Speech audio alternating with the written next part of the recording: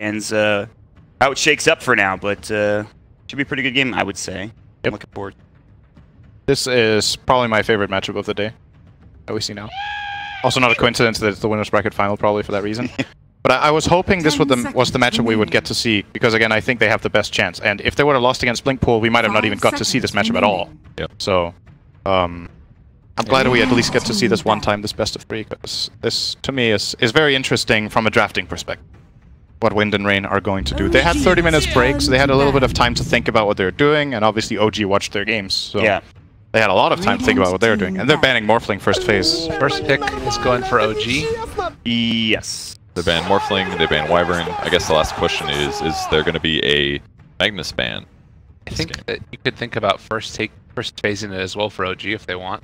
Yeah, that's true. Magnus? If you want to deny it. I guess I would just argue that it is maybe safer to get it out of there rather than change up your playstyle. It's like what we were talking about earlier. If you haven't lost any games yet, or you're instantly going to be like, yeah, their strategies are better. Let's switch over to those when you haven't practiced them much yet. Yeah. But it does fit well with Ember, too, if they wanted to do that. So that's something else. It does. I feel like they would not get them as well. together.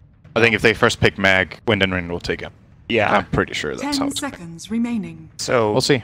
What do you think is a better ban? Is it Beast or is it Ember? Oh, Mag banned. So Okay. now that one is out of the window. Yeah. I don't know. It's hard to say. I mean, Anna played such a good Ember Spirit, but Beastmasters also looked amazing. And we also saw Thompson play Ember. Exactly. I think he did not play it on Anna's level. He still played it well. Yeah, but then Anna played the PL and destroyed. Yes. So it's like, pick I mean, your poison. they're doing it for a reason, right? Exactly. Anna is the better Ember. I think that's fair to 10 say seconds without any remaining. disrespect to Thompson. It's one of Anna's absolute best, and he's played competitive Dota for years, so he 5 is really, really strong on that hero, but just the fact that they have this flexibility makes it a more appealing pick for them than other teams, where you have one player on the hero. Yeah. So it gives them options. I think that's what Wind and Rain are debating right here. Wait, time to pick your poison. They actually ban out Naga, so maybe this is because in their last matchup, OG banned it against them, and they know that OG understand how contested a pick this is in this series. Not what I was expecting, really. So maybe this is like a setup where they want to let OG take Ember or Beast, and then they take the other 1+1. I think if you're OG, I would. I think Beastmaster, but yeah.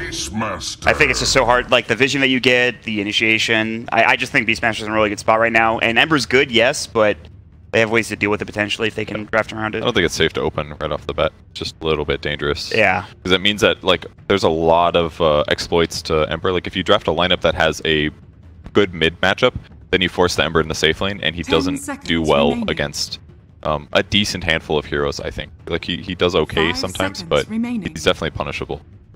For me, this feels like there's a lot of different Radiant team possibilities. You pick. take the Ember, but also Mirana and Witch Doctor. These solid ones. I don't know if you need to go Mirana now, but Stalker sort of.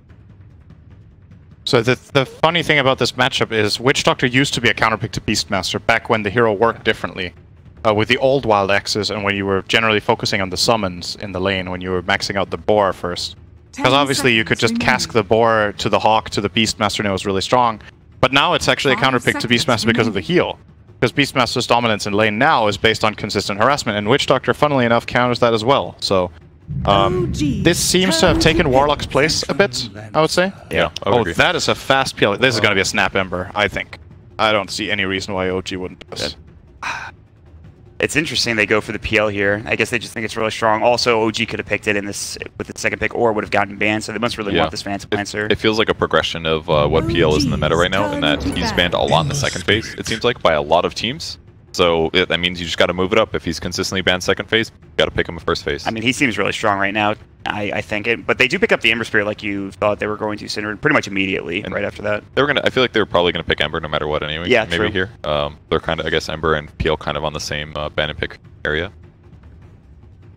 10 seconds I remaining. guess they feel like it's not a big enough issue, the Ember versus PL matchup, that 5 they're willing to seconds take remaining. it. It's better against Beast because he has such high base armor, so the axes just deal less damage. That's one good benefit. There's still a lot of options to pair with the Beastmaster now as well on the side of OG. Got the Wind Ranger, obviously. Skywrath Mage is a possibility. I think I like Wind Ranger more than Skywrath because Doppelganger Radiant stuff. But then at the team same back. time, if you can force out a Doppelganger, like that silence onto PL can just blow him up. The roar on top of it later in the game. So what I hope Wind and Rain don't do in this game is pick Mirana. I think that would be a big mistake. Ember is a really great matchup. or Mirana is a really great matchup for Ember. I feel like it makes the hero more appealing. Your job now is to make the Ember pick as little appealing as possible. I think a hero like, again, Quaswex Invoker, I would love to see out of Bryle, because I know he plays the hero. And it could be an interesting choice, both against the Beastmaster and Ember, both very mana-dependent heroes. You purge Flame Guard. You kind of also take a hero away from OG if you pick it at the right time. I'm not saying they should pick it now, but it's a hero to look out for, at least, for this draft. It obviously has some pitfalls with bad matchups in mid, so I think you pick it last, since Ember can go safe lane. Yeah. You can just get dumpstered by... Invoker loses so many matchups. But Ember, he doesn't really lose that hard. If at all, actually. Speaking of the mid matchups too, the Lena ban I think was really important for OG. It also makes a lot of sense. You have an Ember Spirit number 1 if you do send him in, and number 2, Bryle is an insane Lena player as we've seen so far. So I think it's a smart ban. I think Bryle just seems like an insane player. That's kind of what I'm starting to see. Yeah. He's very good. He's quite good. Brant sings his praises pretty often, I believe. So they Windy Rain bans out 2 supports that are just very good at lane sustain and pressuring, probably as Beastmaster combos. That I think if Beastmaster doesn't have a good support covering him, then his harass does end up feeling a little bit mediocre, especially when they've got heal offsets for Witch Doctor. So he's gonna have to grab something that'll work there. 5 seconds remaining. They're running out of options in that way. Not sure what the next best harass for is. That would have kind of worked too. Yeah, that's what I was thinking too, Gabe. That they were probably going to pick it for OG, and now Wind and Right take it away from them. They've also denied the Skywrath earlier. Now there isn't really that great hero that you'd bet. Yep. What's left for Jerax? Shadow Demon. He played a little bit. He played Earth Spirit earlier in the tournament once, but I don't think that works necessarily in this situation. I don't like it against PL that much. You could take Lesh maybe. Oh yeah. It's like a flex pick, you mean? So you have it against PL too? Yeah. Because support Lesh doesn't really count. But it's good as a core. And it'd be a decent matchup with Beastmaster and lane, I think. I don't think Thompson likes Lesh very much. I think we've only seen him on like 3 or 4 heroes this tournament. 3. We've seen him on all his trademark. We've seen him on Windrunner, Pugna, Monkey King, and Invoker, Zeus, Invoker, and Ember. Alright, that was the 6 on Monkey King. All the games I watched. That was one Monkey King. Yeah, it was that hour-long game against King when he played in the group stages. That he actually got a Rapier in that game. Oh. Let's go watch the replay. That was the hardest counterpicked OG got in the whole groups. They opened up Skywrath Ember and got counterpicked by Nyx first phase. So yeah, Thompson, that Wind Ranger game was really good against the Huskar. Obviously not available here. There's still a lot of different choices for him. That's one of the most interesting things. Is he going to be on the Ember Spirit again, or is it more than likely going to be something else? I'm really curious to see what Thompson plays this game. I think they could go Quaswex and Invoker too if they wanted. Purges off the win run now is right. Yep. It's not terrible against PL if you can actually land EMP on him, drain his mana all the way. It's really bad. Then you can double game. But they go for the Phoenix. This is a little bit of them picking up meta from the tournament so far, but I mean, it is an OG classic. Well, Wind and Rain did ban it first game against them in the groups. They were first phase banning it, but I consider PL a pretty good matchup. He likes playing against Phoenix, in my opinion. He can Phantom Rush the Egg. He can Doppelganger off the Spirits. 10 seconds He has remaining. decent health regen in lane against Harass. I guess I disagree if... I mean, all those things are true, but if it's against... If Phoenix has frontliners like Ember and Beast running in and disabling, and you've got a Sunray to back it up, I feel like that's where things get hard. It goes both ways under specific conditions, yes. Then it can be good against PL. They have the right heroes to make Phoenix good against PL. I agree with that 100%. Well, I mean, go back to that first game they played today with against the Phoenix with the PL with Ana. Obviously, that's a different situation, you know, but the Phoenix got killed by Ana numerous times in that game when he was Supernova. Again, it's a different situation, but... You know, it's something OG know about at the very least. If you have a way of controlling PL and holding him in place, Phoenix has multiple ways of killing off the illusions, which is nice. As a support, it's something that's pretty rare that your support can kill off PL's army, but Phoenix has 4 skills that all deal AoE magic damage. Definitely does work if he gets to cast. I think the job now for Wind and Rain is to counter this Phoenix and Ember with 1 pick if they can. Nyx Assassin comes to mind as an interesting solution here. I was thinking they need vision too, so Nick fit that boat as well. Because right now, the Beastmaster is just going to be able to set up for things. I feel like they need to be able to find. But then they're playing core next probably, because unless they put Wind Ranger mid, And then they'd also have a Nyx in a dual lane, which is also not very good. It's so-so. I think Nyx in a dual lane, if it's against Phoenix, is actually okay. Yeah, that's true. That offsets a Phoenix pretty bad laning. OG's turn to pick. Oh. Alright. Interesting. Against Ember, I'm into it. Even against Phoenix, having the Doom is pretty nice. Not as good of a laner as he once was when he got nerfed pretty recently. Radiant team. I actually think this is a good matchup for Phoenix, though. There it is. Pops on Monkey King. So, Phoenix is one of the better heroes against Doom because you don't really want to Doom Phoenix, and a lot of the times you actually can't reach him anyway.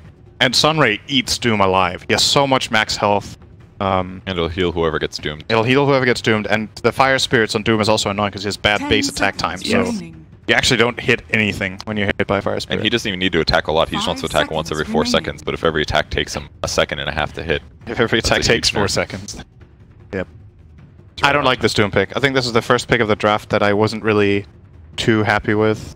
I'm not too big of a fan. We'll see how it ends out. I definitely agree. It matches up poorly in team fights later, but in laning wise, I think Doom is solid here because it will be a hero that can pressure the enemy heroes. The big thing I'm worried about in this game is I feel like Wind and Rain are going to have trouble starting fights because they don't have a good way to find vision of the opponent. Yeah. Meanwhile, on the other side, OG are going to be able to dodge really well. And I feel like maybe giving this Beastmaster through without taking the Night Stalker first phase is going to come back to bite him. Again, maybe you lose that PL, but you could run other things potentially on Ritsu that we've seen him do really well on. So that's a little bit where I feel like maybe it could be tough. And already I feel like OG's draft a little bit. I think OG needs to ban Huskar. I think it's a really good Huskar game. There's 3 melee cores in the enemy team that don't want to lane against him. Phoenix doesn't deal that much damage. Nothing Phoenix has is pure. Rest in peace. It could definitely be a possible pick here. Because I was looking at OG's picks and I'm seeing this, oh, they pick Monkey King because they want to lane him against Doom, but the problem is then you're leaving an Ember open mid with a counter pick. The last pick of the draft goes to Wind and Rain, so they will... Oh, that just made it even, I think. I think they're going to pick Huskar. I don't know. They've run it. Pristine? Yeah. Okay, so Tree is going to be... That's basically their remainder here that they're going to try to use to bully, because most of the lane supports are gone.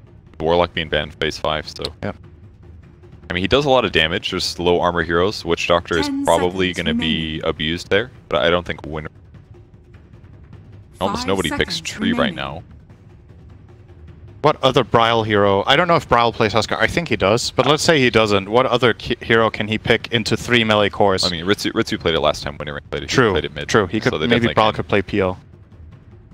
Oats and Overgrowth arguably really good against Huskar, though. You could, like, break invis, root him. Overgrowth again after he ulties. It's kind of annoying to deal with. Well, alright. You called the crap out of that one, that's for sure. Yes, you sure did.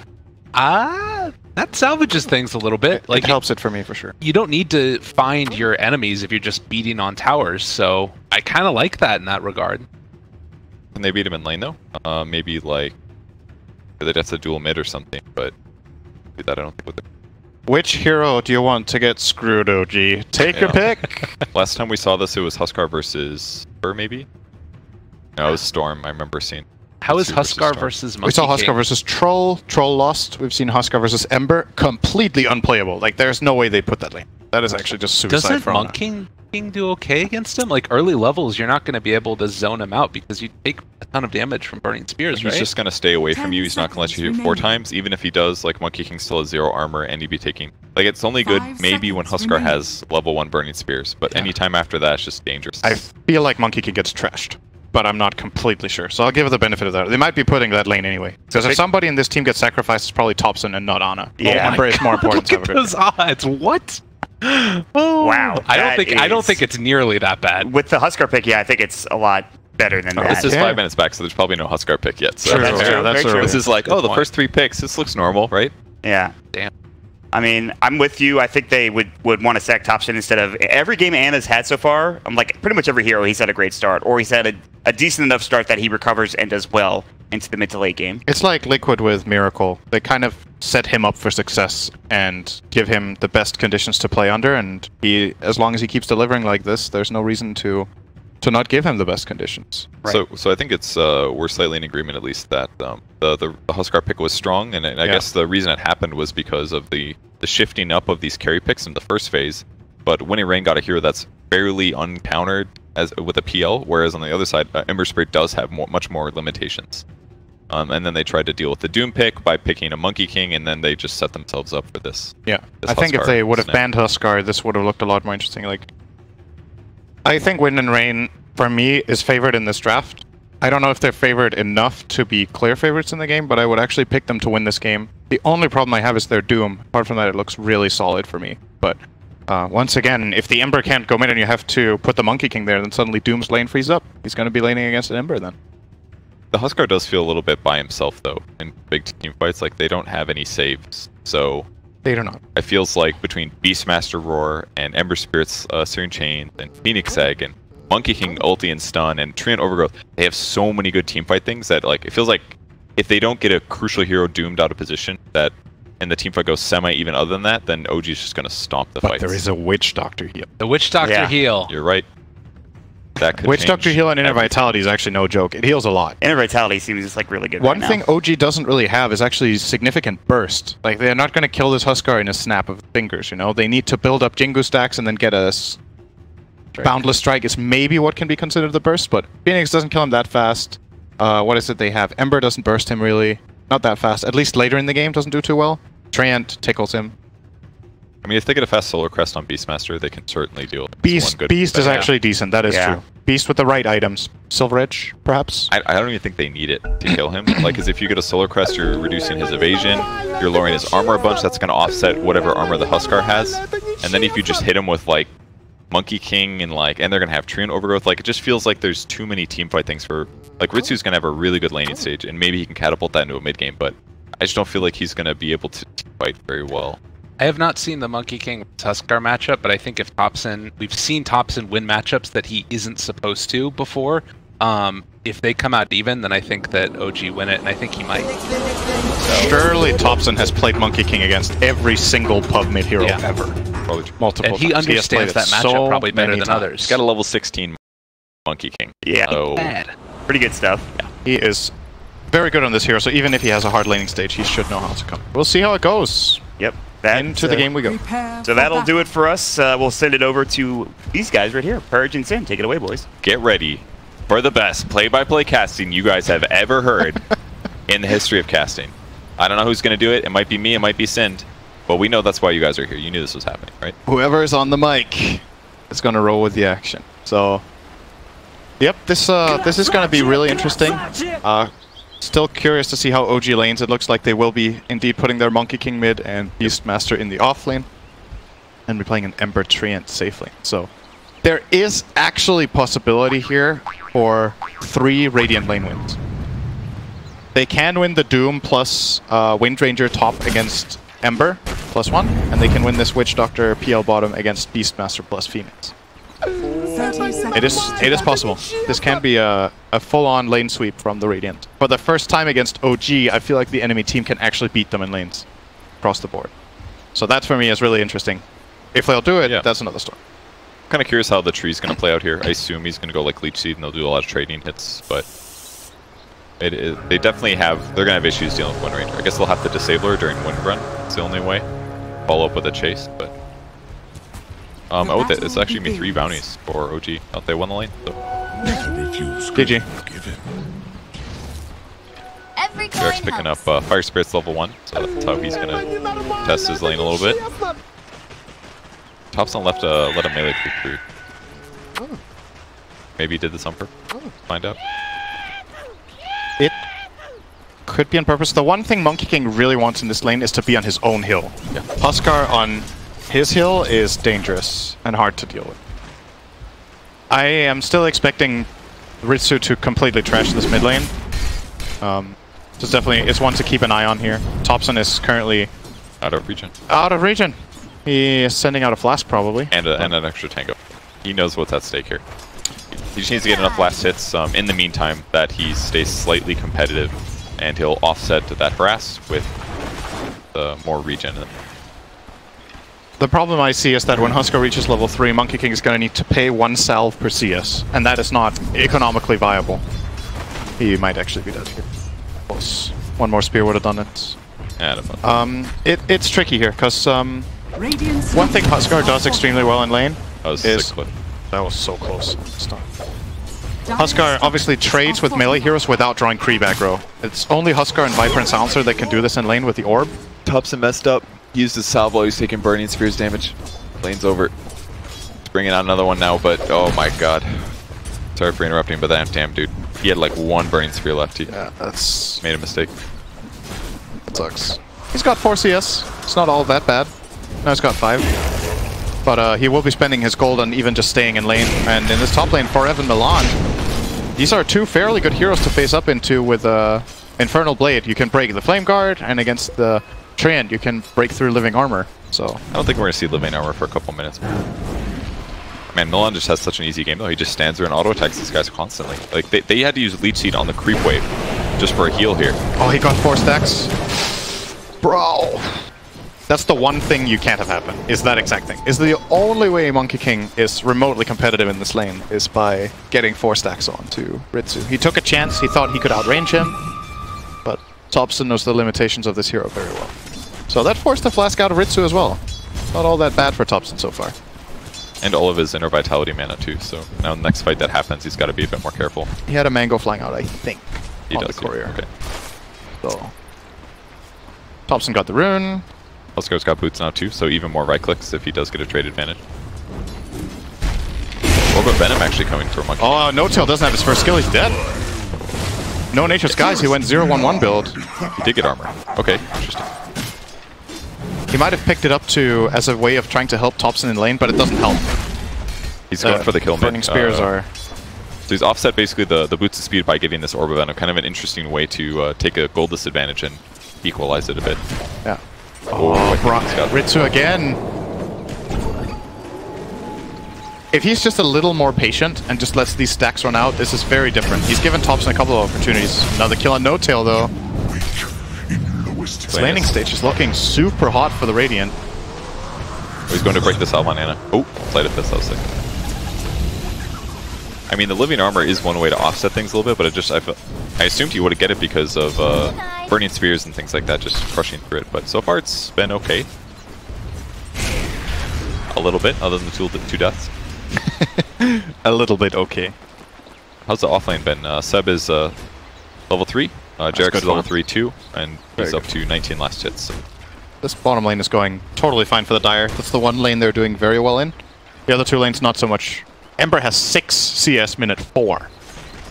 That is a dump string. This top lane is super one-sided.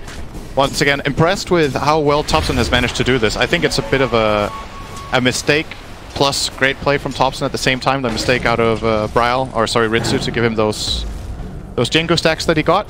But still a relatively solid lane win for the Radiant on mid and top. Now Jarex is a boss and kills Kitrak. Nice kills, trying to get the return. Yeah, he's gonna catch it. Yeah. That should be a kill. Good pick up. Pretty even. Did you notice the creep that Doom had? He picked the pack leaders. He found the pack leader's aura. So this whole time, Wind Rangers had a 30% damage bonus in this lane against 2 melee heroes who can't return trade well. Yeah. So it's just an even bigger advantage. That is really strong. No-Tail's dead again. I think they're killing him for collision. Living Armor did not last very long here. He's okay. He's gonna live. He had 2 salves in his inventory, by the way, so that barely a scratch. And 200 gold scratch, though. I think it's actually kind of worth it. I mean, Wind Ranger doesn't have any extra regen. They are going to grab both bounty runes top, most likely. But actually, yeah, this looks like it's going to be 4 bounties for the Radiant team. That's a big advantage. They're almost 3k gold ahead minute 5. And now, this mid lane, so even though Topson did well, it's still Huskar sitting on 30 and 10 against Huskar, Monkeys way less. They're trying to counter him. They're not going to reach. He's going to have to Boundless to get the proc here. And he's dead. Shackle there. And now this guy's dead. Man, they definitely overly forced that one. He thought that the Huskar would walk forward, but he juked back at the same time, and they still went for the kill. I thought that they would just play it safe and back, but overforced it. Doom in trouble now. There's a living Leech Seed that is, slowing things down, dealing damage, but they just don't have enough damage, period. That's a Phase Boots Bracer Wand Doom at 5 minutes here. He is super bad. What's the CS in mid again now? 34 for 12 against 16 and 1. And this was keeping in mind that Monkey King got Jingu twice, that could have been avoided. I think this could have been even more of a stomp. So fair to say that this is a very Husker favorite lane. Nice shackle. He'll have one nuke if he gets another hit on. He could also stun to get Jingu and then go for the right clicks for a lifesteal. No mana for... Oh, he just double dead. damage. And now these rotations are just simply working as they have better support heroes for rotating. Yeah, this is not looking good for OG.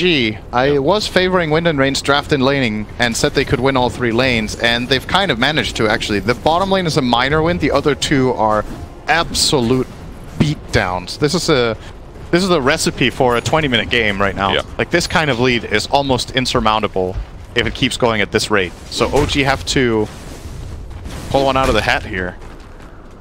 I'm not sure what magic tricks they really have with their picks, though. Like, the only heroes that are going to make moves are Beastmaster and Ember, and that means it's only Beastmaster, because Ember doesn't have anything. Tricky situation for them. It's not 6 yet either on Beastmaster. Spending some time jungling, just a little bit safer when it's Phoenix. Gotta make space. But Phoenix versus Witch Doctor fight here.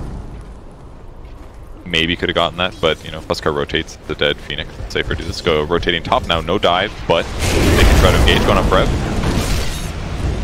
Oh, that's smack, dude. He hit him for 300. Treant has very little armor.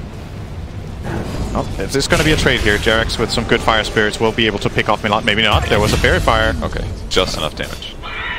And in the meantime, Ritsu kills Thompson again. Sunray, a little bit of a slowdown here, but as do.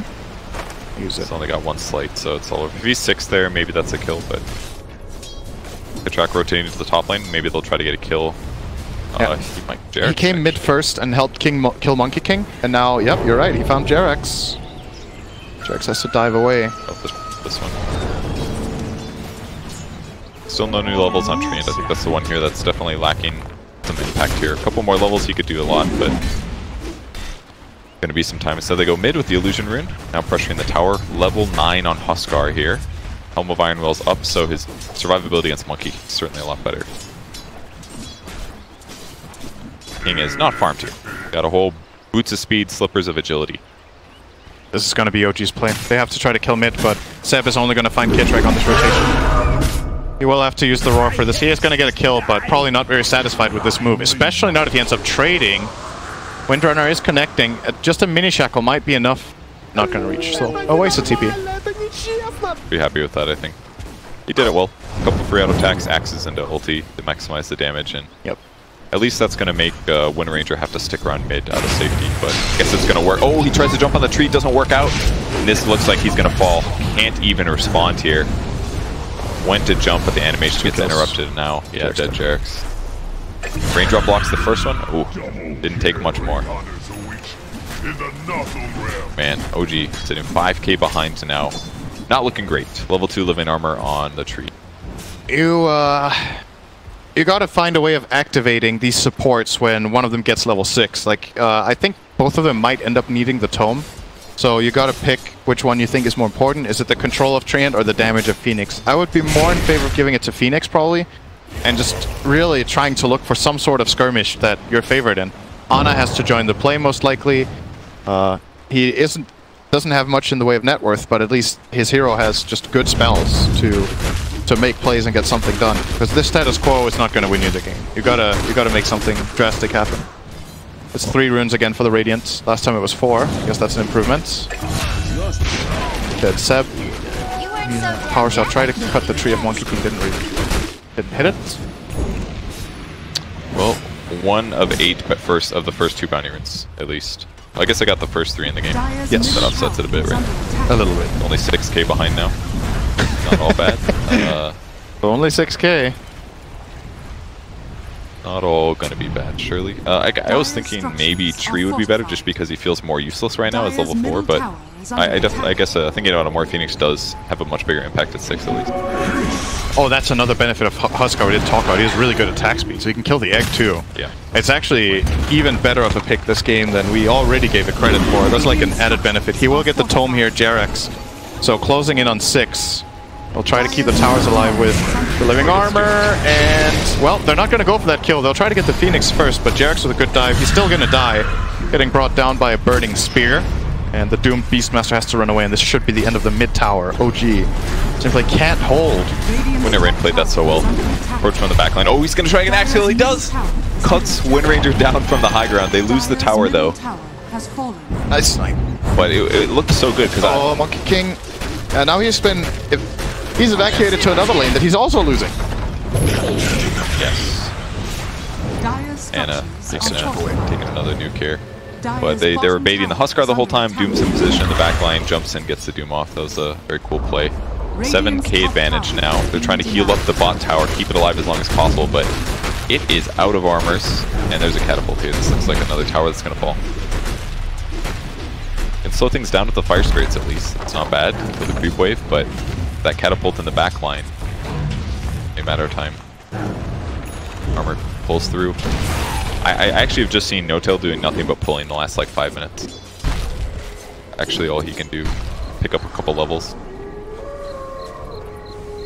6 is on Phoenix though. Gonna pop a smoke with Beastmaster. This is a really good gank attempt. I'm sure they're going to want to grab somebody like Huskar if possible for free, but PL would not be bad either. They can't kill Huskar without WaR, Phoenix, +1. That's the tricky part again, as well about Huskar in this game. Is it's one thing he has a great laning stage, but you need really specific hero combinations to bring him down. Treant does nothing, Phoenix does a bit. Beastmaster is pretty good, Monkey King is definitely good if he is stunned. But I think Beast Monkey +1 is actually the only way. I think Beast Phoenix Ember could fail the kill. No-Tail's trying to slow this down, but Living Armor's on cooldown for 10. Lift's gone, that's a dead tower. Nobody's going to defend this one. No-Tail does pick up 5 at least, so he's finally got his Nature's Guise, but I think died. Nice shackle from Milan. Lined that up perfectly. They're trying to get the Boundless off, not happening. This isn't the end. The Living Armor kept him alive for a little bit. He's going to go for the Witch Doctor kill. It's going to be a little bit hard, kind of far away, but he's aligned one more Fire Spirit and it's a kill, but he's going to juke it. He will TP out before he gets shackled. A No-Tail sitting around can't actually help this game here. Standing here next to the creep wave, but just can't do anything. The sap experience, but I mean, I haven't seen anybody pick Tree in a while. It's been at least like a month or so, but Blackpool has run it in 2 or 3 of their drafts and actually won all the games. Okay. But yeah, it's only been them. Apart from them, I haven't seen anyone. Not a single game in any region. I've seen a Tree. So do you think OG just wasn't thinking of the Huskar when they picked their heroes? I don't think they were.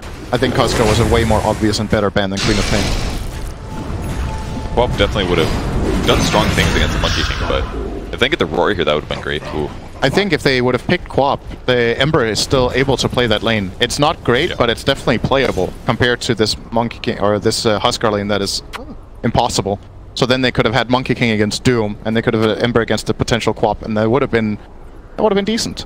Yeah, Huskar is definitely a hero that like he has the same lane pressure, but then when it gets a little ahead, it's just way different on trades. Just because of Burning Spear stacking up so fast. It's like, yeah, mid-game would have been less awful. And now he's kind of in this build where he's just doing Primal Spring. He knows he can't lane, so he just has to, like, nuke waves. That's his life now. What do you have? Oh, Ritsu. Celeb, are you mad? No, you wrote Seb, are you 7 mad? Like, he doesn't even know who he's playing against. Oh, that's so funny. You wrote that in the chat as well. The lobby chat.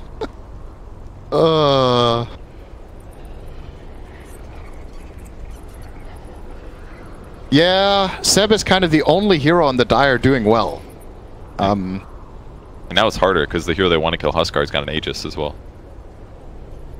And they could kill Forev maybe. I mean, there's opportunities where they can snag heroes, but they have no map control. They've only got 1 tower killed. Tree just hit 6, so now they finally got Overgrowth, but they haven't had any vision yet, really. They've got some Dire wards in the enemy jungle, but they haven't even been able to get into this area on the map. Tower's still alive down there too, so. Ember does pick up a BOTs though, so that's a glimmer of hope. They can split push very well. Their opponents don't have super great lockdown outside of Doom and Shackle Shot and maybe a Glory Cask, so I guess they've got that. Ember does a lot of split pushing, tries to delay the game a bit. I mean, minimum, they can save towers for at least an extra 6 seconds with every living armor, so maybe that'll buy enough time. Radiant's bottom tower is under attack. Maybe. Big maybe from me. It's a big maybe from me, dawg. Oh. Close call there from No-Tail, getting out with probably 2% health from that peel attempt. And a pressuring out bottom, but Milan's going to run up mid. Is under attack. Do not have Monkey King ult just yet, so no big team fight should be expected coming from G. How do you even recover as a Monkey King in this? I feel like I've hit this a couple times, and it just always feels bad. I don't know. I don't know what he's supposed to do. Going to jungle the enemy jungle, and it does get the tier 1 bottom, so the split pushing is going to be more effective, but tier 2 top, gone. And this is surely some high ground time here. No-Tail with a pretty good position to try to go for a backstep, but again, the big question, where is the damage going to come from? Who will kill this Huskar twice? Maybe they can get him once in the roar, but what do they do after? Here comes Ritsu. I'll just fire spirits, see if... Okay, does get hit with the first one, can't tell. And Monkey King will TP back. Ember is still on the move. It looks like the Radiant will yield for now. Oh, No-Tail pulling the wave. Good stuff from him. Use his body to draw aggro. Yep. Now he's built a double wave for them, though. So this push is going to be even more scary when it does come in. Buys up time. He's buying time for sure. I mean, this is the kind of stuff you need to do at this point. I don't see the fight really being possible, so you need to just look to delay as much as you can. They're thinking about poking at least. It does help that they have the Hawks. They can see their opponents moving through the jungle here. Maybe they can get a free snipe on Huskar. That would be huge. That would be really, really big. They're poking it, but Radiant Vision was spotting things out. Almost a Doom on set, but cancels it.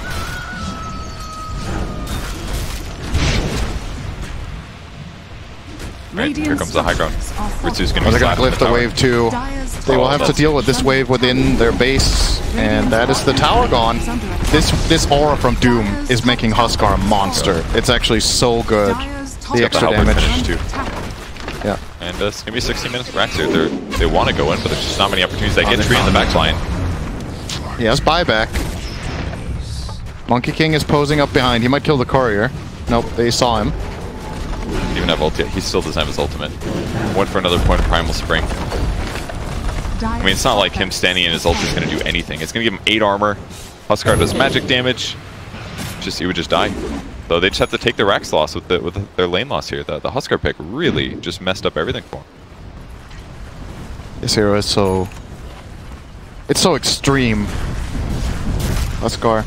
Yeah, I mean, it's funny because it's been like this for quite a while, but people needed to discover the idea of how this laning works. Now that mid is one-on-one, and you put these matchups, it's way more difficult to solve it. Nice kills. They're dying. They've got a roar too.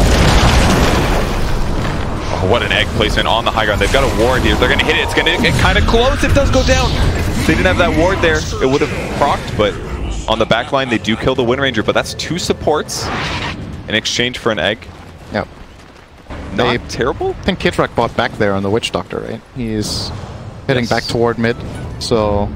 And I'm trying to escape here, bot room, but he looks dead. 5 seconds for a Remnant. He's chased down. Diffusel's up. All you can do is chat him. Oh, he gets another one, but no mana. Tried to use it with the wand. Out. 40 seconds for Ana till he falls. He can buy back if needed. Sets in position on the mid lane as well. Gotta wait for this Aegis to fall, and then they gotta pick off Huskar in that moment. That's like their only salvation here.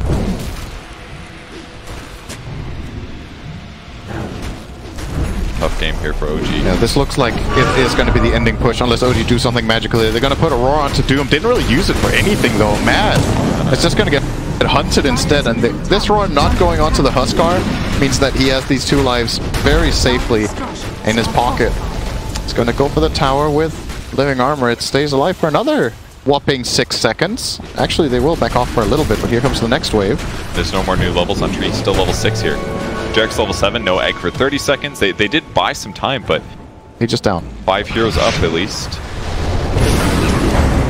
Damage him. Doom on Ana, though. And then that's where it's going to do a lot of damage. Great stun from Monkey King. Wukong's command doing damage. Ritsu's got to be careful here. If he gets disabled again, he's caught in the middle. But he's going to get out. Not enough damage to be done. They will get the Wind Ranger kill at least on the line. But actually, Brown committing in, forcing out the Overgrowth. They will kill off Seb with the Burning Spears and another one onto the Ember. Ana dead for a full minute. No buyback. He already spent it. This is definitely 2 lanes, if not the game. OG have pretty much nothing left in the tank here. They have a Supernova to play around with. That's not going to deal any damage to the Huskar. Solar Crest up on Huskar now. Just heaps of evasion here. 36 seconds. He wants one more kill. There's the disarm. He knows he won't die. I force the roar again. Why not? Do you know, this is the classic 2 full lanes of racks before you take bottom tier 1. That's, yes, you know, this is a Huskar abnormal. game. This is Huskar. That's what happens with Huskar sometimes. It's good he focused on that. The other 2 lanes are just a lot harder to defend from the Dire team. Makes a lot of sense. Because all you need is like one lost fight, or one little mistake on Huskar and you lose the game. That's what happened last time when Rain played the hero. They got this huge advantage, but then some small errors in their high ground pushes got the enemy team back in the game. But not this one. They're doing everything they need. They're going to initiate on the bot lane, though, TPing in onto the Hawk. Anna wants to get the follow, but he loses his Flame Guard almost immediately. He's perched up. Does he have any remnants? Doesn't look like it. The Supernova's going to die as well to Huskar. No Tail's dead. Anna is kiting his way out of this one for now, but actually still a long time on another Remnant. Yeah, he's going to be super dead. So this support Windranger, even going to dance a little bit. Canceling for the taunt. Another 2 seconds in the well if you want to look at it that way. And Matt has to go back to deal with the push. These 2 creep waves, man, very strong. So taking engagement, they get a Witch Doctor. Further behind. So unless some absolute miracle happens, this game is 100% over. And you just got to think ahead for OG here. We said, what's going to happen when they lose their first game? I think this is one of those easier losses to deal with, because you can just look at this game and be like, okay, we got cheesed. Like, there's not much else to it than that. They picked 3 melee cores, they left in Huskar as an absolute last pick. It got picked, they didn't ban it, they made a mistake, and on to the next one. This is an easier loss to deal with than if it was like more complicated, or they misplayed some stuff or whatnot. I just think this game strategically is almost unwinnable with the pieces that they have. Yeah, their safe lane was already super gimped right off the bat. This just made it worse. So actually, in hindsight, maybe they should have put the Ember mid to get crushed so that at least Monkey King could win the safe lane. Because this way they lost both. Yeah, because Ember with a couple levels can at least farm, but Monkey King with absolutely no lane control and just a few levels just feels so much worse. It doesn't help he went Jingu and stun, I guess. Maybe. I think Ember lost top about as hard as he would have lost mid. And that says a lot, because this lane is an absolute dumpstring from Huskar, but since they ended up having no hero that could do anything, they're definitely going to regret that one. But surely Monkey King would lose the safe lane just as bad, though, right? No, he's good against Doom. I think he would actually win the lane. With Monkey Treant can win this lane. I guess because he would just trade better with Chase.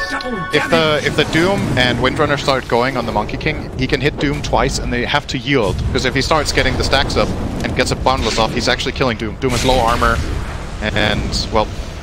Very hopeful teleport there. Yeah. Jarex went for it. Hearing a roar on Huskar. Beastmaster is dead. DD Jug. Not completely sure what OG are holding on to here. Oh, the dead bird. Well, he's not finished his Echo Saber, I guess. This is like the only way they can win this. Keep them in the Wukong's command as long as possible. Maybe if they don't attack, maybe if he turns into a tree and they don't realize it's him. Maybe that's how they win this. Look, he's a healing cell. He's moving though. They may he just leveled up. The leveled up healing cell. Oh, they might realize. Distraction tactics. Alright, this is a bet. Huskar's relatively low here. Yeah, he's gonna go for it. He's gonna get doomed though, but as long as he stays in the center, he'll live very long, surely. No Leech Seed, no armor, not able to keep him alive, and that's gonna be it. Everybody dying here. And GG is called. Man, that Huskar, man, when you predicted it, I just thought it didn't feel as much impact to me in the draft, but if that would have came out of nowhere, it probably would have felt just like this game probably felt to OG, just a punch in the gut, man. It ruined their whole game. They actually had no solution.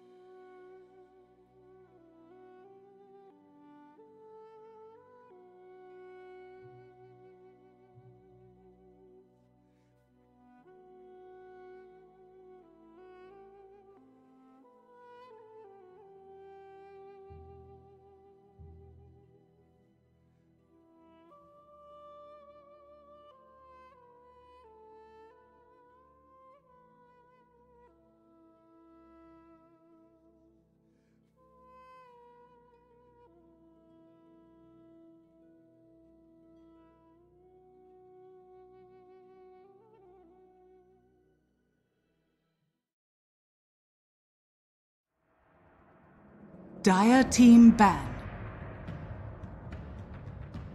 Outdraft essentially for Wind and Rain, and maybe a mistake on OG's part. Obviously, we haven't seen them like maybe they still have a tough game here in game number 2, depending on the draft. But I get your statement. I just feel like that game was very clean. Wind and Rain either way. Like amazing pick. They outdrafted them, but they also did it super clean. Ritsu's Huskar is fantastic. I don't want to take anything away from them. That's not what I'm trying to do. It's just really surprising that a hero like that would get through when they've shown it in the qualifiers. Then multiple times they've last phased Huskar. And I think there was one game that was super clowny that they won, but they should have won a lot earlier. That was against Singularity. Yeah, and it just felt like they've already shown they play it, and you just let it through. Turn to ban. Why? Did they actually win that game against Singularity? They did. Yes. They were really far ahead, then they lost 2 team fights, fell far behind, and then came back and won the end. They had Huskar Spectre. I think that one was like so back and forth that it was that the Troll Lincoln's game? Yes. Yeah. It was the one that gave. Don't mention the Lincoln. It made Andy physically ill. Yeah, I was like sure both teams won that game by at least 3 times each, so it's hard to remember exactly what the final outcome was. Yeah, but. True. All right, first phase bans in this match. We got anything different? Chen first phase by OG. There's a Magnus. I was wondering about the IO. The IO does come through by Wind and Rain. Even though they had first pick, they could have let that through. They might have had a feeling that OG were going to leave it, and they don't want it themselves, so they're just basically covering their bases. Has Wind and Rain played IO yet in the qualifiers at all? Or is it it would be funny if they've played like 10 games now and every team is just banning it out of fear and they don't even play it. That would be kind of fun. The bluff has been called basically by OG. They now know. They're like, okay, we don't have to ban IO if we make it to game 3. That's good news. But then what does this leave for Wind and Rain with first pick then? Assuming, what is this like? Winter Wyvern is the other hero we're missing. Right, yeah. That's the one they've been playing a lot. Then OG could get Beastmaster again, theoretically, if they do decide to pick Wyvern if it's not banned here. And Wind and Rain also banning all these like support trader heroes. And okay, so they're going to let Wyvern through. I don't think they're going to pick Beastmaster this game, OG, if they leave Wyvern in. I don't think it's the right approach. It's like playing into the enemy's hand. Wyvern is one of the better supports against Beastmaster. Wind and Rain obviously know what they are getting themselves into if they pick it. Perhaps we could see OG steal the Nightstalk. What about Lycan too? That was like a first phase ban for a while, and I haven't seen it recently. That hero against Wyvern is a really interesting matchup. Just they Nago's in. We forgot that. That's the one. Lycan is interesting against Wyvern just because conceptually Wyvern is really strong against heroes that have a lot of units, right? Like you curse and all of the units hit you. But Lycan's units are so fast that he actually just presses ulti and he sends everything else than his hero on the Wyvern. And no matter which of the summons you curse, it gets killed really fast by the summons and then it just keeps running you down. So you're actually out of the fight. And Wyvern hates the matchup for that specific reason. But if Lycan ever drops the ball, you curse him with his summons next to him and he just kills himself full HP. We'll see if it gets relevant. I would imagine Wind and Rain might not even want the Wyvern now that they have Naga, because those two heroes don't synergize particularly well. It can be decent, but I would imagine they grab a Mirana as their second pick in this phase. It's like the nightmare combo to play in pubs where your supports are going to ruin your game for you by songing at the wrong time and then winner's cursing at the wrong time. So Naga Disruptor, Naga Jakiro used to be things that were picked very often. It seems like that's kind of fading away now. That kind of combination of heroes is sort of not as prevalent as it once was. It just seems like people cared more about like the team fight setup and they didn't care quite enough about thinking about the lanes. Naga is a little bit countered by Clockwork in the laning stage. Naga's got high armor, but Clock doesn't care. Chases her down, separates her, and helps guarantee the kill. I think Jakiro is definitely a hero that's just fallen by the wayside for not really too many rounds. It's still really strong in lane, offers you push, and I feel like a lot of the lineups that we've been seeing, there's usually one hero that hits towers and everyone else is just so bad at Siege. I would not pick Jakiro. I think it's really bad. Well, not obviously as Wind and Rain now. I would not pick Jakiro. No. But I just mean in general, Jakiro does have a... It has a place, but it also has some weaknesses. The spells are difficult to land, it's slow. It's pretty good against some specific lane matchups. Against most lane matchups it's good. There's some specific ones that are hard. Another common thing about picking Clockwork into Naga is that you can't use Song of the Siren when you're under battery assault. That was one of the nerfs that Song of the Siren got, I want to say more than a year back, was that it got longer cast animation. Yeah. And you actually can't cast it when battery assault's on you. So Hook cogging Naga is really high value. She can't mirror image either. Both spells have too long cast animation, I'm pretty sure. Okay, so they open Nightstalker instead of the PL this game. Can you mirror image? No. They have like the same cast point, don't they? Song and mirror image, they're both really long. Would you like me to check? Yeah. I think Mirror Image is actually longer, so you shouldn't be able to cast Mirror Image. Not much of a Naga player. I'm positive about the song thing though. I'm also very 10 seconds certain remaining. about it. You can look. I believe the battery assault interval is 0.7. Cast animation for Mirror is 0.65, and the ulti is 1. So definitely not the ulti, but long. So you can technically mirror image. Yeah. I think it's 0.7, right? The battery. You can see that in game. I believe it's either so. 0.7 Yes. or 0.75. Does it have a projectile travel time or anything like that? Or is it just No. like instant? No. So I guess if you like actually just mash your mirror image button, you can get it off. Maybe. Yes. If you get unlucky though, it could take a really long time to go off. Yeah. Right. Not to mention everything else going on in the fight. If you do 5 get hooked and all that. remaining. Yep. So Night Stalker, Wind and Rain. Grab this. It's got plays against Ember. I kind of like it against Clockwork too. You can fly out of cogs. Not so good at daytime, but during nighttime it's an annoying match for Clockwork. If you get Crippling Fear during cogs, you have 50% chance of getting out of them because you can actually miss your cogs with attacks. Nighttime, that fear is pretty damn annoying. Of course, it's a good way of catching Ember. So once again, Wind and Rain are definitely very comfortable with their picks. Let's see if OG can manage to find a better solution this time around. Do you do Night Stalker Naga, or do you think you wait for another hero for Wind and 5 Rain seconds that you would send down or up top? What do you? I'm sorry. What? Like if you like doing dual lanes, which dual lane do you do Naga Night Stalker together, or do you send something else? I don't necessarily think they'll be together. No, not necessarily. You put Naga in the lane that needs the most help for your game plan, because she's the strongest laner they're gonna have. There are very few other supports that can match. Although they could be looking to specifically just dodge Clock's lane. That's another way of looking, because then that's where she is stronger. Turn to ban. As well. Bloodseeker ban. At this point, PL was, I believe, it was picked second, I believe, for Wind and Rain in this last game, so it's still available for either team should they want it. And again, OG has played it before as well, so I think Wind and Rain won't like it. Yeah, I don't think they would pick PL. I mean, Morph is banned as well. It's just a trap. Like you don't really want to pick the Ember. What do you think, Lycan? They banned Bloodseeker. They have Night Stalker. There's some pretty obvious synergy there. It allows them to just run down. I feel like Ember is not very good against Lycan just because, yes, you can root him in place, but you can't root his whole army, and they actually just run you down. There's a chance you won't even root the right guy. Yeah. They banned it. Witch Doctor grab from OG. And it's crazy how in the past few days that it's been Witch Doctor instead of Warlock. We saw a lot of Warlock the first day, maybe even a little bit the second day. Now it's all Witch Doctor coming out. It just feels like 30% of the games you watch Warlock, he just seems so bad. He's like good in the laning stage, and then for the rest of the game, he's just useless. And I feel like those miss games where that hero feels terrible just have really hurt his trending. Witch Doctor is the solid lane version that has sustain, but also is way less cooldown reliant and better in skirmishes. Yep. So. Like, if you miss that golem as Warlock, if you have a bad golem, you have a bad another 2 minutes ahead of you. And if you're playing a Witch Doctor and they pick Huskar, you also don't hate life as much, too. Not all bad, so they still go for Wyvern. I don't know if I like the Wyvern. No, me neither.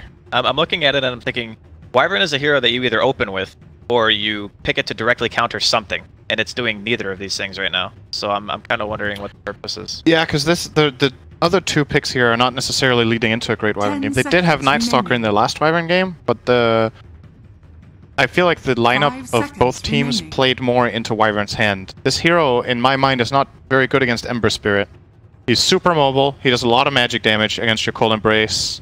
He can catch you at any point. Even if you have good positioning, you can just get outplayed. Like, even if you're doing the right thing, it can fail. He's also at risk of getting hook shot. You can fly out of the cogs, but still you get the stun, you give Ember time to catch. What about benefits with Naga Siren sleep combo? Like you could do, hypothetically, have better vision of them, sleep at the right time, get a Winter's Curse out? Maybe that would work, but it's not great, but... Yeah, it's just like, if you have a song that sets up Curse, it would also set up other AoE spells, right? Because the enemy team, for the Curse to even be useful out of song, the enemy needs to be out of position in the first place, and then you could even have anything like, let's say a support Lina even, right? Like, yeah. Well, at the very least, if somebody gets maledicted, the Cold Embrace should offset that. Cold Embrace can be good this game. It can also backfire really hard now that there's an Invoker. Yeah, I was just going to say, you get Exhort, you get Sunstrike, or other abilities for that matter. And EMP alone is like... What do you think about transition NS to Core and go like a Nyx or something?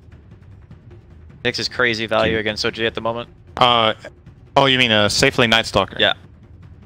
Nyx is definitely good, I think. And you can also counterpick your mid matchup too. So That feels a little bit too all-in. If that's their 4 heroes, Night Stalker, Nyx, Wyvern, Naga, they just don't have enough scaling potential, in my opinion. I kind of like OD this game. Because yeah. they see both of the possible mid matchups, and OD wins both.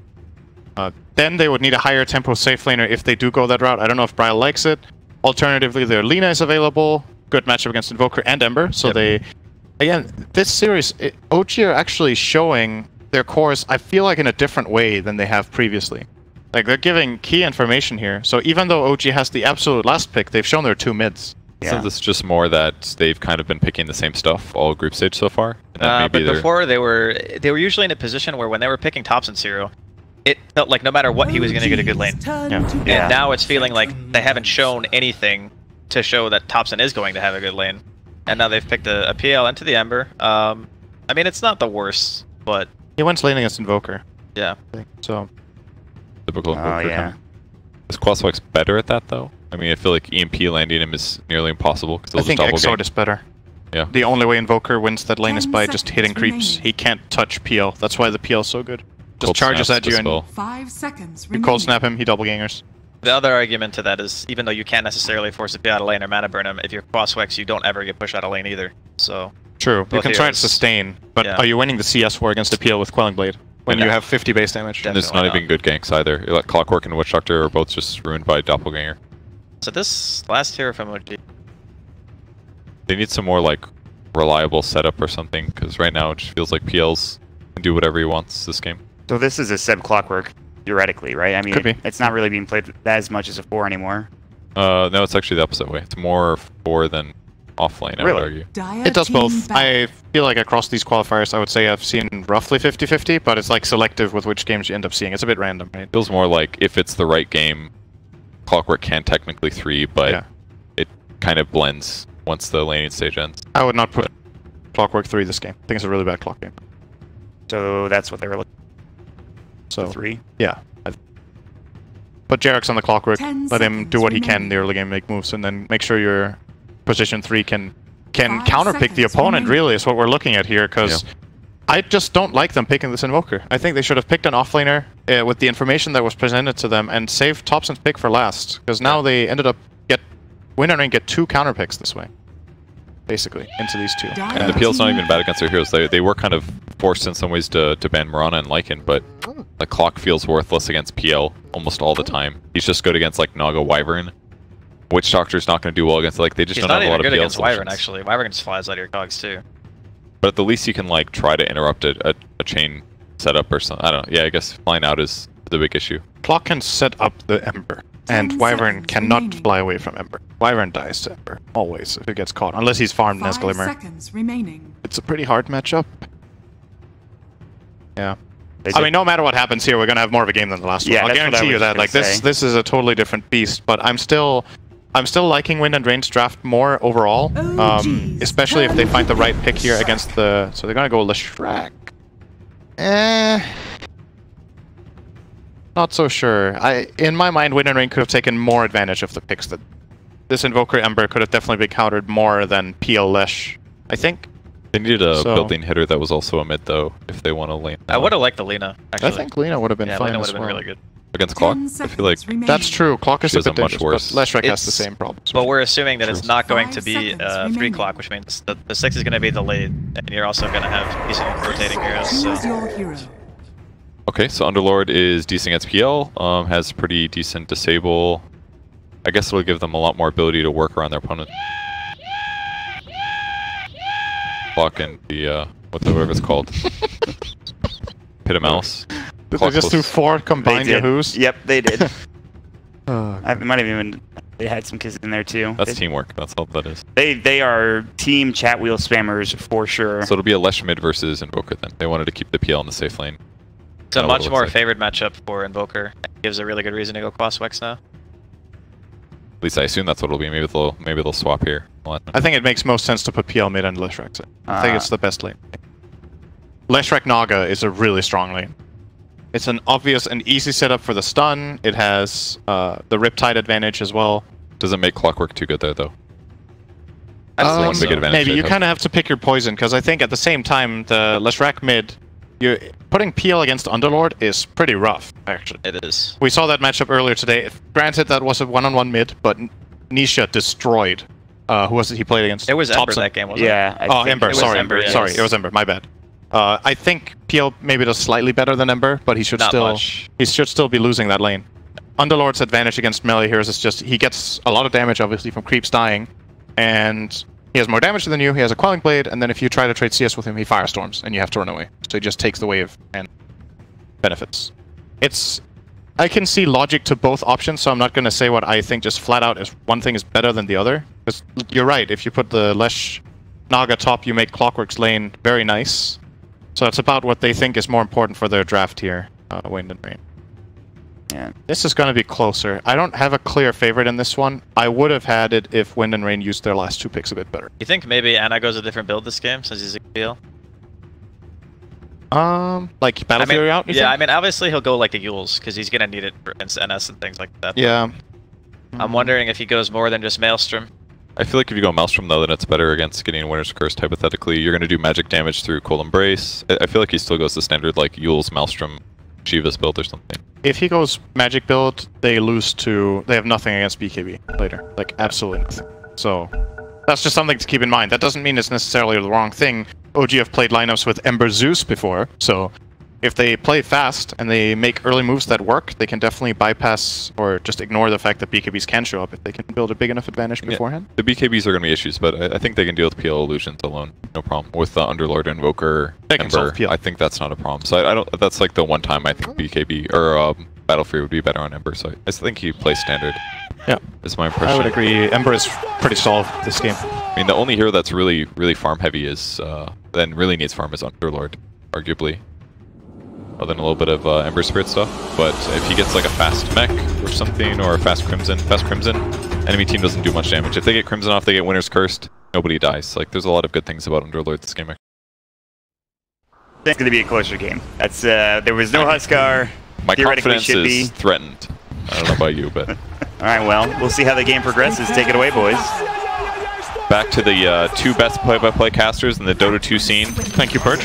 It is good. Purge and Cinder in here. Excited to bring you guys cough right away. Some important, for some reason, close, enjoyable team fights or something. Yep. I'll just continue to carry the intro as Cinder is drinking some water. Much as he possibly can.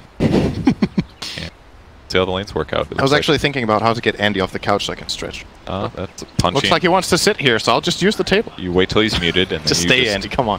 Give him little kicks. I'm using the table. Purge. Does it feel good? Put your legs up. It's alright. So yeah, let's have a look at the lane breakdown. Looks like it will be the Clock Underlord top against Naga plus Leshrac. Yeah, they're putting the PL mid. Phantom Lancer mid against Invoker and Night Stalker Wyvern bottom. So as expected, I guess on looking at Winter Rain side, it just looks better, right? They have more threaten against the Underlord. The Invoker is more contested by a PL. The only thing that gets benefited really is the Clockwork has a better potential lane matchup. I think it makes sense. Go with Splinter Blast level 1 actually. He's gonna harass Notel quite a bit here. And I wanted the double bounty. He's going to skill Searing Chains for that one. 3 rounds for OG once again, just like last game. Actually, it wasn't bad at all. Noto loses like 100 mana, 1 tango, and he should be full field just about. Oh, Ritsu missing the block this game. They're just tipping each other all the time. Match is unended. He's actually going to let this go under tower, surprisingly. So that works if you're... oh, never mind, he missed. I'm pretty sure that was a mistake. He wasn't expecting it. It looked like he set it up right, but missing his first 2 last hits kind of cost him here. So like this hero with, he has Fairy Fire, Null, and a Branch. 48 damage. Yes. Like, and PL's hitting for 64 on damage. Like a 15, 16 gold, or 16 damage advantage. It's disgusting. And he has actually missed a couple of his last hits so far, so that might hurt a bit. I've watched him do this before. He goes tornadoes for range creeps and things like that, the important ones. Yeah. But so far, nobody's last hitting well in this game. 2 last hits is the winner right now. Fight me. Invoker pulls ahead. 3 last hits, guys. Yep, there's a full wave coming into PL though. Don't I? Safe lane is just fighting, man. Man, he can cast Splinter Blast so many times. This is crazy. Yep. 5 or 6 times level 1. This is one of the best heroes to have against it, right? The Witch Doctor. Just outlasting it. The game we saw last time where they had this lane with Wyvern Night Stalker, they were against Undying and Anti-Mage. But this time the sustain is naturally there from No-Tail. Does he have a clarity on the Witch Doctor? He does 2 and a Mango, yeah. so he'll be fine. Totally fine on Mono. He's gonna pop one now and go pull. Probably. Maybe stack the hard camp on the way. If he feels like it. He does. And check the bottom rune, and then if there's no rune here, he can go and pull. And he also can if there is a rune, if he's fast. He just takes this rune and runs straight down. He will make it the 214 pull. Incredible.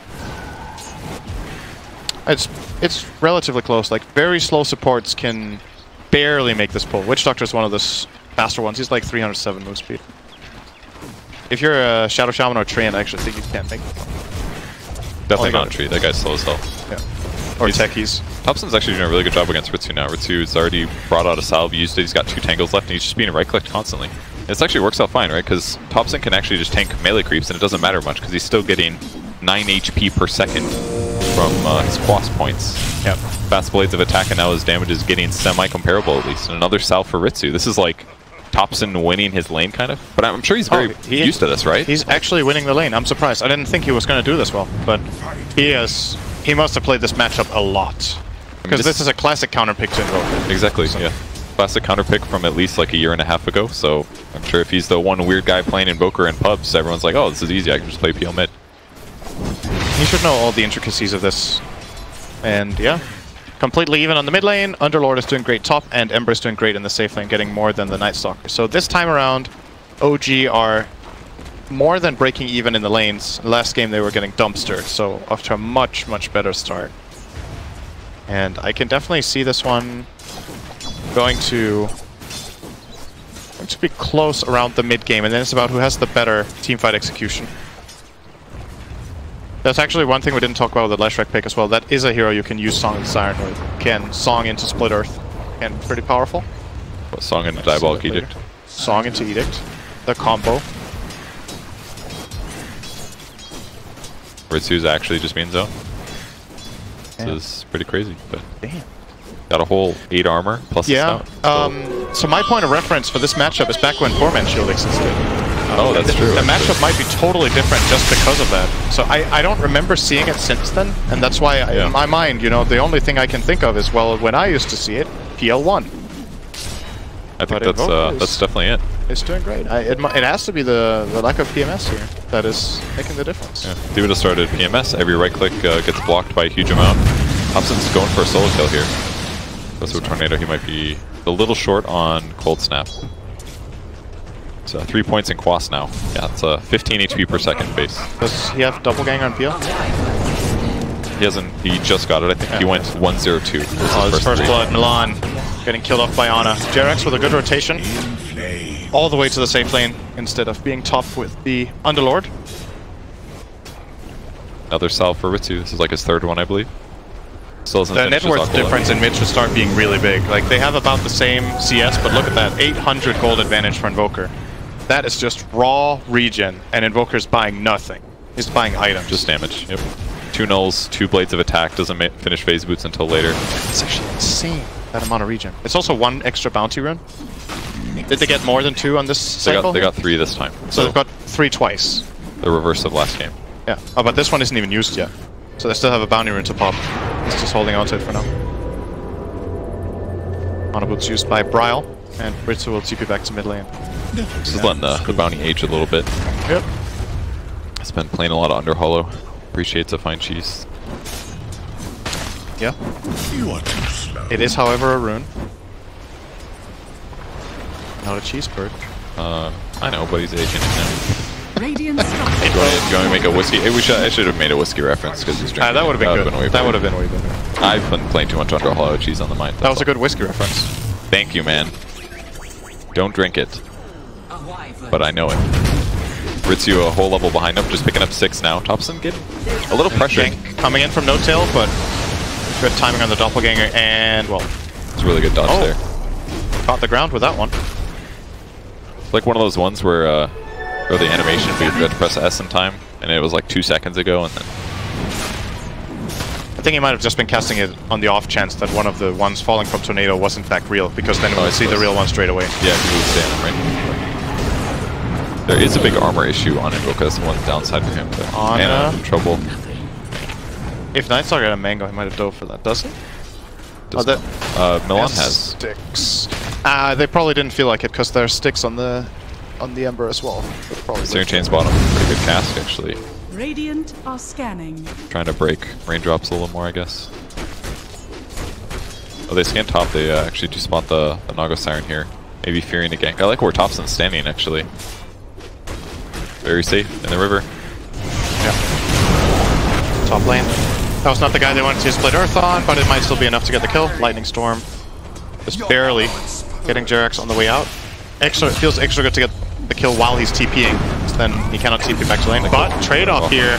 Oh dear, they overextended onto Seb. He's going to be really happy with that kill. That is so big. Solo core kill. At the same time, Nightstalker did take a fall bottom. Very different game this game. Yeah, so different. OG are looking pretty dominant in this laning stage. Oh, Anna's in trouble. He went for Searing Chains to get a last hit and harass the Wyvern. The Casca is going to buy him some time though. And no more mana for Milan. Rev's still looking for a chase though. He's got Flame Guard finally though. Oh, the aggressiveness. I'll be right back, guys.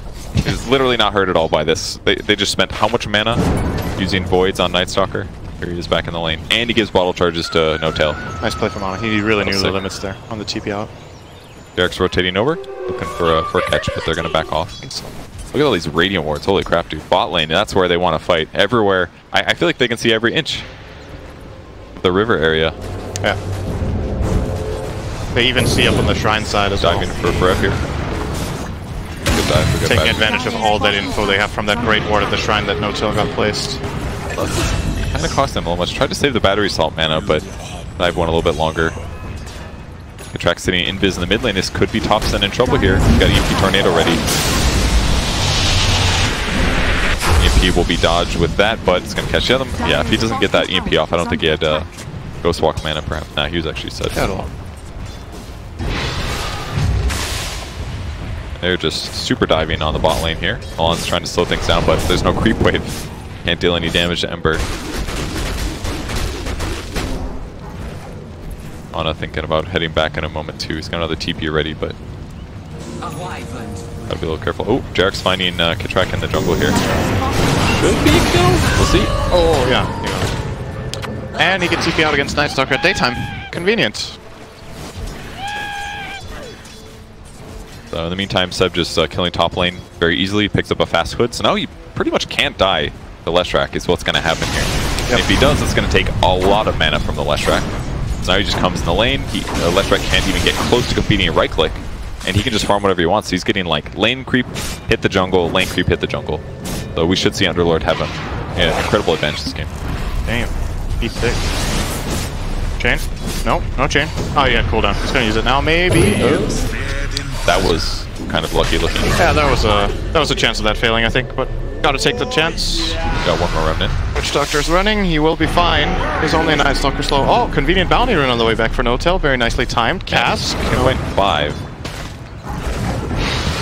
Actually might be a player with Flame Guard. Oh, maybe not. Ooh, he dodges the lightning. That's his last remnant though, so this is any hit here. Good Cask. Wow, that was so close. Man, Anna just does these like crazy plays. I feel like he's played Ember Spirit in the safe lane like every game for the last month or something, so he just does everything perfectly. Yes, very normal. Unless ditches his lane, it's going to go for the pressure in the off lane as a result of this gank. They do not have a glyph, but they're TPing and Thompson's coming in with the EMP.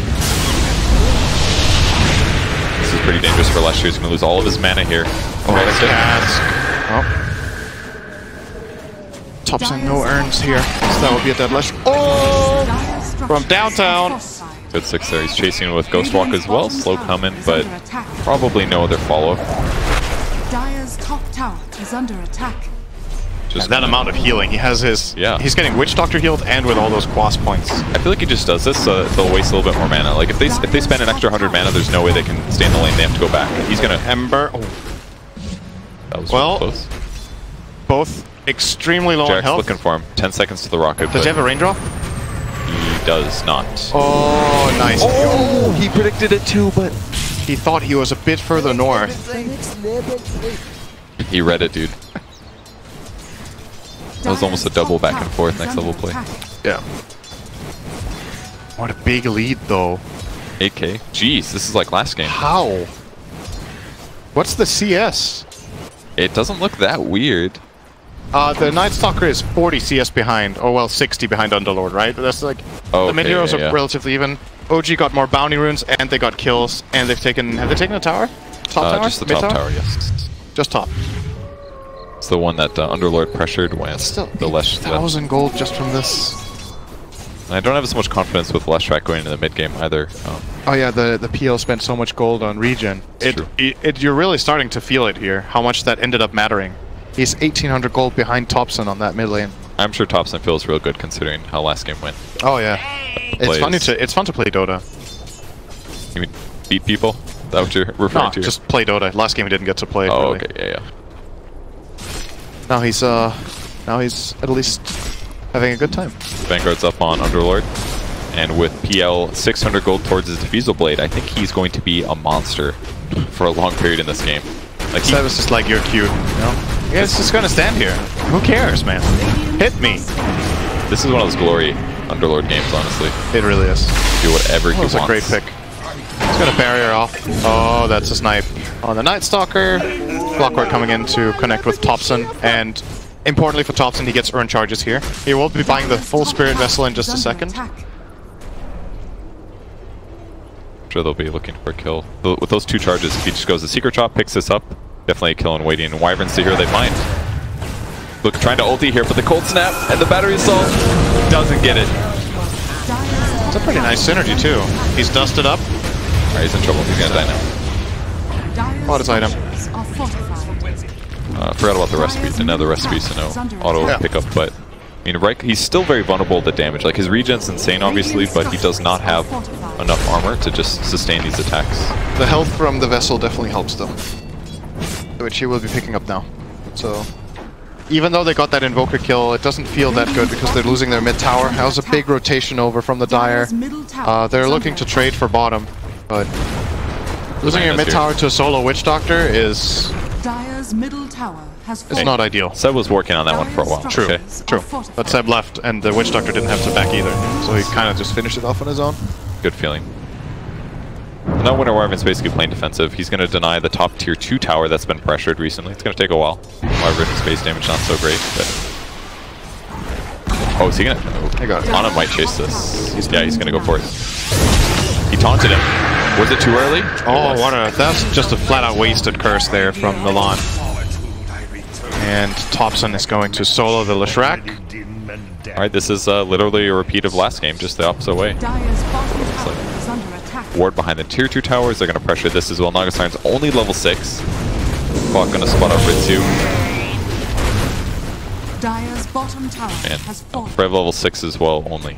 Doesn't even have phase boots yet. When this game started, I was not expecting it to be an 11k lead minute 15. That's actually really surprising. That is this one-sided. They're going to get 4 bounty runes again, as it looks.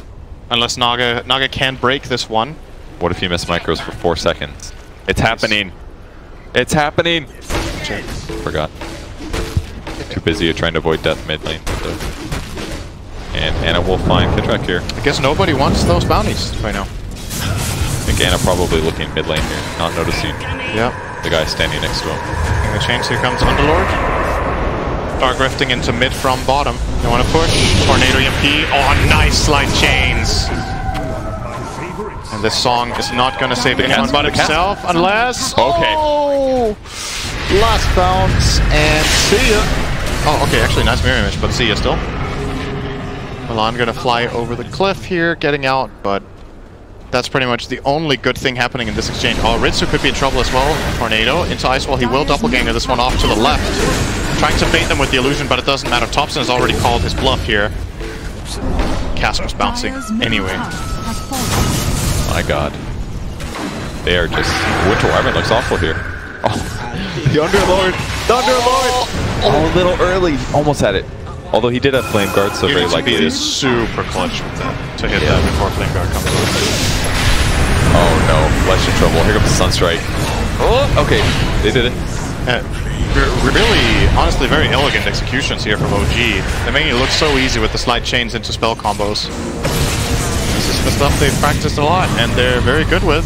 Pipes up here. That's going to hold things off. That was actually much smarter rushing the Crimson. Appeal's not the issue, but if Splinter Blast slows this down, that could stop it. Brev looking like he's going to die for nothing here. This game is just over for him, and probably his team as well. Yeah. GG is called. Wow. Okay. Somehow more dominant than the previous game. Like, this felt like last game OG was like, this is all we can do, and they did their best. This game just felt like they just put Wind and Rain on the back foot, and they forced terrible moves, and they made them look like a tier below. I think they were angry after last game.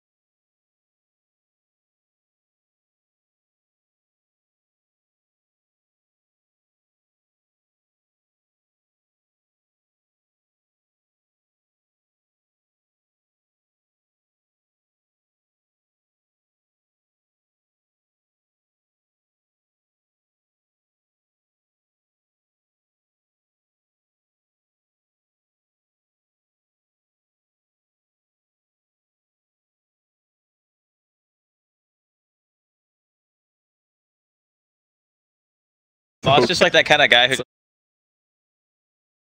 Do this! Ma, rob this bank for me. Okay. I'll give you some of the money. Here's $5. Rob, I blame this on you. This is all your fault. Mod, the earth is flat. All right. No. No, we're not going to get into that, let me tell you. My bad. We are going to get into the draft. It is our third game of this particular series. It is not our last best of 3 today. We have one more. That is the losers bracket first round, which is going to be Blink Pool versus Kingwin, and that'll be next. Let's see some picks. We got them up. Ioban, Bloodseeker, Morph, Magnus. When and Rin banned Mag. Yes, they took it out. They did this game 1 as well when OG had first pick. Oh, they did do that? Apparently they do fear the hero enough that they believe anybody can use it. And they banned the PL first pick. This is kind of like that, I think. Yeah, it's different than what OG have been doing with their bans as of recently. And now this leaves potentially Chen to be available if Wind and Rain don't ban it. I'd have to think that they would. I don't think you want to give OG Chen at the point. It just feels like Peel is just such a good carry right now because he matches up so well. He has a Dispel and Doppelganger. He can lane different places. And it's like nobody has the time to farm a Battle Fury. So the obvious counters just aren't viable because he can just get ahead safely and they can't. I just think it's interesting that they choose to first phase it after they just demolished it. Like, maybe they just have a different idea of how they want to play this game. Okay, there it is. Chen. Yeah, Jarek's Chen. So... I lost my trail of thought. Alright. Just say Winter Wyvern and Night Stalker. Or are they going to pick Marana? Yeah. They could do Marana like Misery did in the last series for Blink Pool. They always play Core though, which is makes it a little different. Yeah, that's a big deal. You have to be comfortable on support Marana. You can't just pick it. Yep. Even with something that sets it up, I still think it's How did it work with Misery when you played as support? Did it work out okay? No, because he got the Mud Golem at first, and then he penitenced and then shard tossed 3 different Mud Golem tosses onto Misery, and he almost died. And then he couldn't deny any. He denied 1 creep at like 5 minutes. That was it. Yeah, the Z-Free Chrono is definitely sick. Yes. They still go Winter Wyvern. It's definitely okay against Chen because you're going to have auras. You have more things to attack. You have more things to cast Splinter Blast on that aren't heroes, so you'll get a little bit more value there. 5 seconds remaining. That's really, I like it against the Chen, and I also like that they first phase it instead of waiting until 3rd pick and then picking arbitrary time when it didn't actually counter anything that would be had. I like this opening way better from Wind and Rain in the last games. Yeah. This Witch Doctor has looked really solid this series. Between Wind and Rain grabbing it first, they did really well with it, healing up the Huskar. OG grabbing it in the next game, last game, and actually just crushing with it in that lane where he turned it around, essentially. You know, while the arrow is very good at killing Chen creeps normally, I think it's actually a benefit to have Chen because, and some of the combos they used a lot in the last game, maybe it's hard to execute this, but they would use like Winter's Curse into arrows. If there's Chen creeps in that clump, it's going to make landing that arrow way harder. It might one-shot a creep, who cares? Better than a 5-second stun on a hero. Yeah, but I think that's of lesser importance too, right? You can get killed by the army and curse them. The Chen creeps actually start hurting pretty hard when they get all that attack speed. Then control lane creeps. Problem solved. Next level play. He also can send people back. He definitely goes cast range this game. Like sit back, whoever gets cursed, maybe send him, or wait to see who gets arrowed. I mean, send back is definitely a legit solution against Wyvern. And that's another thing about Chen, where I mean, I know he has the Holy Persuasion and taking creeps is great, but Penitence and the ability to send heroes back and Hand of God are pretty great abilities. He does have 4 amazing abilities. You're right there. Thank you. That's why he's such a good hero. That's why he's first pick. I'm so smart, Purge. Because the jungle is good. Let's be Test of Faith is actually pretty underwhelming. Can't you use it on yourself now? I feel like nobody ever does that. You can. Yeah, you can, and then it always heals max. Yes. Does it? Yeah. Does it do half of the heal, though? No, I think it always heals. It's half of the heal to everyone else but you. Okay. Correct. I'm pretty sure. That spell is pretty underwhelming. We can read it when we get into game. Turn to ban. Oh, you know what? I'm really surprised we haven't seen any Kunk. Oh, yeah. I don't think Thompson plays that hero. That would be right. The one weird hero he doesn't play. They did ban the Invoker, by the way. I would say Kunk is pretty mainstream, though. It is, but it's like I just mean that it's like kind of squirrely skill-wise. Thompson isn't. That's true. Thompson is... 10 seconds Thompson is a hipster, man. He picks those heroes that nobody else likes. Watch him bring in some sort of... I don't know. I was about to say mid-wind ranger. That's what he's already done. He's done it before. That was like a really cool thing, like either 2 months ago or like 3 years ago. A long time ago. They do ban Huskar in the second phase. Yep. They're covering their bases. They did that last game too. Or was it last phase? It might be last phase. I think it was It was last phase last It was game. last phase, yeah. Yes. So Invoker gets banned by Wind and Rain. So now you just ban Zeus, right? Get rid of more Thompson's heroes? Now I remember my trail of thought that I lost earlier. It only just took a couple minutes. These last 2 games, second pick is won. Oh, But yeah. OG still chose first pick this game. I do believe they won the coin toss, right? You would have seen that. If you were paying attention to the in-game mod. Or were you eating a sandwich? Yeah, There was a lot of text. Listen, There was a don't lot put of this all on me. The Purge was here too, okay? Don't just blame me. I was thinking about my I'm sure you overthrow were ban. watching a great clip on your phone when they did the coin toss. Okay. I'm sure it was a great Netflix program. Yeah, 5 seconds. gotta love that. They're- I'm pretty sure they chose first pick. How many Ritsu bans is this? Is this now 4? 4 Ritsu bans? Yes. Yes. 5 if you actually include the Bloodseeker, which I think Technically 5, he yeah. does play. It doesn't necessarily feel like Ritsu's the best player set of bans. It feels like these are the topical heroes that you guys are winning with. Let's see if Ritsu can play 5 heroes. I'm sure his hero pool is bigger than 5. OG hopefully. without Ember? Yeah, and And NPL. Invoker. And Invoker, yep. 10 PogChamp. seconds remaining. Territory. The best of 1. It's a brave new world right now. 5 It's gonna be very different. It's definitely feeling to me like a Zeus game. Could be, yeah. I think Pugna's also okay, but I don't know. I like Zeus against teams that have these very squishy supports, and I guess now it's going to be, but it could still be a 3 round. Yes. Rev has played it 4F, actually yeah. already. So yeah, you're definitely right. Cross Murano was pretty legit. A definite possibility. Then they do like what Mirana Undying. I've actually this dual lane I'm a big fan of. Like Mirana Undying is a fun dual lane to do in the off lane. Get like a Blightstone or an Orb on Mirana. I think you get the 5 Orb on the seconds Undying is remaining. what I usually do. You grab a Blightstone on Mirana, you just start hitting people, decaying them, and they just take some. Yeah, it's pretty strong. They got the heal to offset. Like Witch Doctor heal being AoE against decay is not bad. Because the heals that you get while you're decayed is like Treadstone Chain basically, as long as you survive it. I don't know if it's gonna matter much, but what? But you're taking a lot of reserve time here. Like we said, this is brave new territory that they have to enter and figure out what they want to do in terms of their safe lane and mid lane. Guys, what happened to Gyro? Is Gyro just not good enough. he's dead, I guess. He lost his level 15 flag cannon talent. Is that all it took, really? And then he got an Overwatch talent instead. Overthrow, sorry. My bad. Whoa.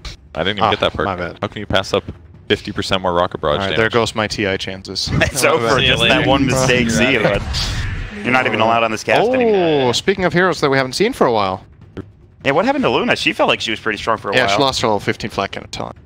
She's still banned sometimes, like second phase I see occasionally. But yeah, she's good. She actually does have her flat cannon talent, her plus 24 Lunar Blessing, more or less. AoE damage from her team. Sorry, Mod's 10 lack of seconds reaction was Get actually out of here, super hilarious. Get out He of here, just Mr. looked at his Overwatch. screen. He was actually just watching a series again. Does this OG draft? It's a really good Netflix program on right now. Yeah, I guess so. Season 15 of some random mediocre show. Just definitely worth your time. OG's lineup is like the push strat right now, actually. They're so set for it. Chen Witch Doctor Luna, this is a classic one. If you want to ramp it up a lot, you get that Pugna for Thompson. Yeah. Then you're really committed to hard It push. looks much better now. This is a level 1 Roche track. Level 1 Roche is dead. I wish and it you know was what? alive. Unpopular opinion, I'm happy that that is gone. Really? I thought that sucked. Yeah, level 1 Roche was stupid. That's because you're a competitor and not a stream viewer as much. Yes. But I think from a competitive standpoint, the fact that a team could have a lineup and just randomly go into the pit, kill it early, and just almost win the game before it even started. It's like an extra layer to the outdraft thing where You're sometimes talking the like- game is almost won. You're talking back when I used to give level 2 to everyone. Yeah, back Yeah, that was a long time ago. Yeah, but that's when level 1 Roche got nerfed though. Yeah, but that's why there's bounty runes that spawn at the 0-minute mark. Give up your bounty runes, suppose. trade for a Roche? What's I mean, more the thing is, level 1 Roche can be done now, but the reward isn't big enough. So level Roche is back, but nobody does it. It's not worth I it. haven't even tried it. Doesn't he deal more damage than before? He deals more damage. You can still do it with I mean, right he's a heroes. monster right suppose. now still. You can do it with the Ursa lineup as usual, Yeah. but it's like you don't actually get enough value out of it for it to be worth it. I personally, I'm You lose fine. like I'm all fine with your that. regen 10 and all that stuff, seconds and remaining. I see where you're coming from. It used to give 1 hero level 5 or 3 5 heroes level seconds 3, remaining. plus 1,000 gold and an Aegis. There were games that actually started and just ended in 5 minutes. Oh yeah. And that was before teams Radiant team were like back. really good at this like lane mechanics, outdrafting, matchup stuff. They were just like, you just couldn't play. I think I remember a scrim back in Dota 1. We were playing against MYM with Mania on the team. And they did level 1 Roche and he got level 5 Tinker. At the start of the game. They gave him the solo kill on Roche. They got it low, and then all of them left the pit and let Tinker solo kill it, so it came to lane with level 5 and an Aegis on Tinker. Good luck. Just laser missiles, and that's like a whole salve right there. That sounds pretty not fun. Like, what is that? I'm okay with that. Wind and Rain Tinker? It's a possibility. I don't think it's that good. It's one you actually can't spam your marches against Nether Ward too much. Sure. It hurts a decent amount. I also don't think they play it. We haven't seen it at least.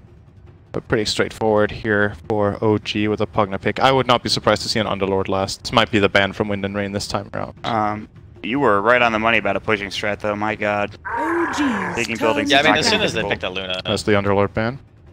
It's still scary against Winter Wyvern a little bit. But yeah. You need to be a bit careful with your positioning. Pugna can actually die to a curse, but anyone else can get decrept. Yeah, but yeah, Decrept's amazing against it. He's already going to buy an Aether Lens, so... He will buy Lens for sure. Some wave. Yeah, they only have Marana and Splinter Blast. Rocket is like pseudo. I don't want to count it as full wave clear. It's just a very special one that I think in some games is better than having a wave clear hero, just because you can push the dead lane globally. Yeah. That's super high value, but in this kind of game, the dead lane doesn't play as much of a role because OG's pushing power is simply too fast and too hard to really get that slow momentum on the other side to matter as much. Definitely not a bad lane again. Is it really far away? Lack of catch on OG? For OG? No, for No, I mean, yeah, against OG. I don't like Lina. I don't think. You kill yourself when you fight into Nether Ward, and it will happen. You will be forced to fight into Nether Ward. Lina spells are super expensive. Laguna Blade level 2 is 420 mana. Something like that. I think Winter Rain... Oh, they think it's Brile Marana. An off lane. Last ban like it. I guess that was my impression too. I feel like Winter Rain needs somebody that can fight relatively early. Because all the heroes are all right early, but none of them are super easy to execute. Instead of like a Wyvern ult into arrow or something, it just feels like it's going to be hard to fight into Radiant team pick. Oh, I can't believe they actually there it is. Hero this We late. forgot about it. I completely forgot about that hero. Wyvern ult's real good this game, guys. Wow, it is going to be hard to stop that. Are you kidding me? Oh my God. Yeah, like a Necro book, they have Pugna push, Luna, Chen. As long as like Pugna doesn't get Winter's Cursed, I think it's like this game is real straightforward.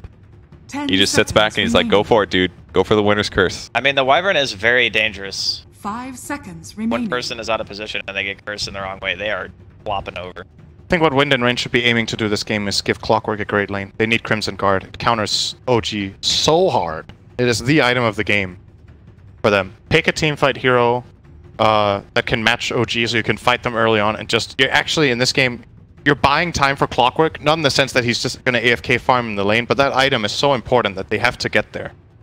I think if you don't get Crimson this game, you're going to get run over. It counters Moonglaves, it counters Beastmaster, it counters Chen. Super good item. Alternatively, you can pick a last hero that can buy it instead of the Clockwork. But it is a core Clockwork already, so your lineup's going to be a bit awkward then. Draft real weird, and they're gonna have to think. They only have 6 seconds left. Gyro? Grab Assassin now select your heroes. It's not bad. It's one of Pugna's losing matchups. Yeah. One of the only lanes it loses.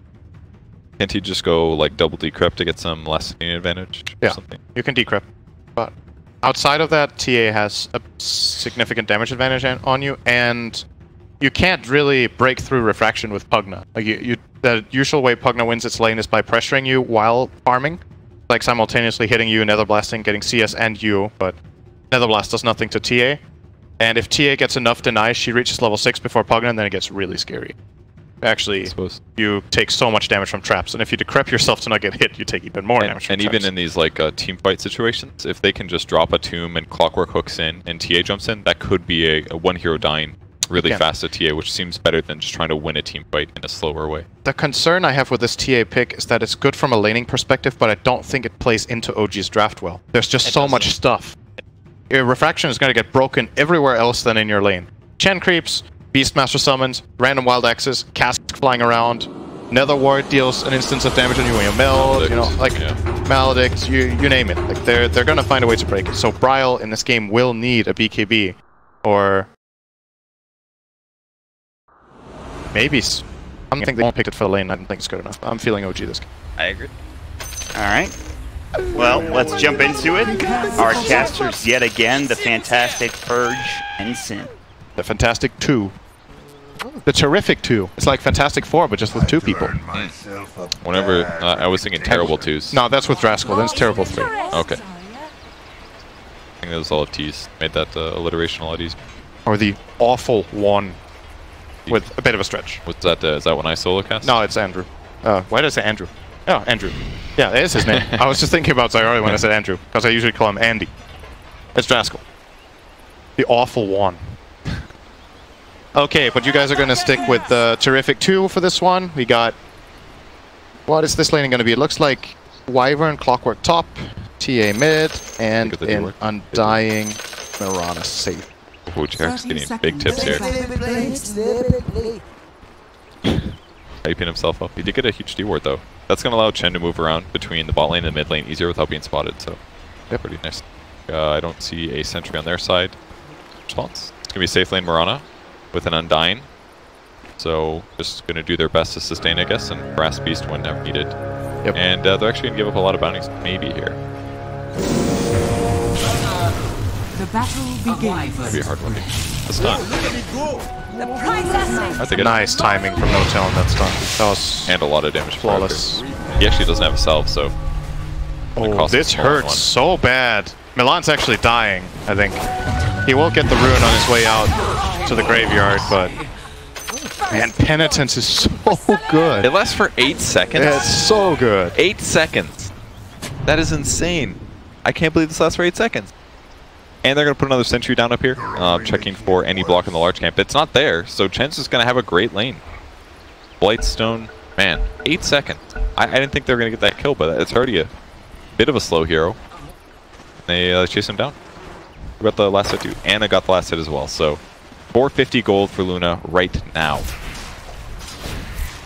Huge early game advantage in that lane.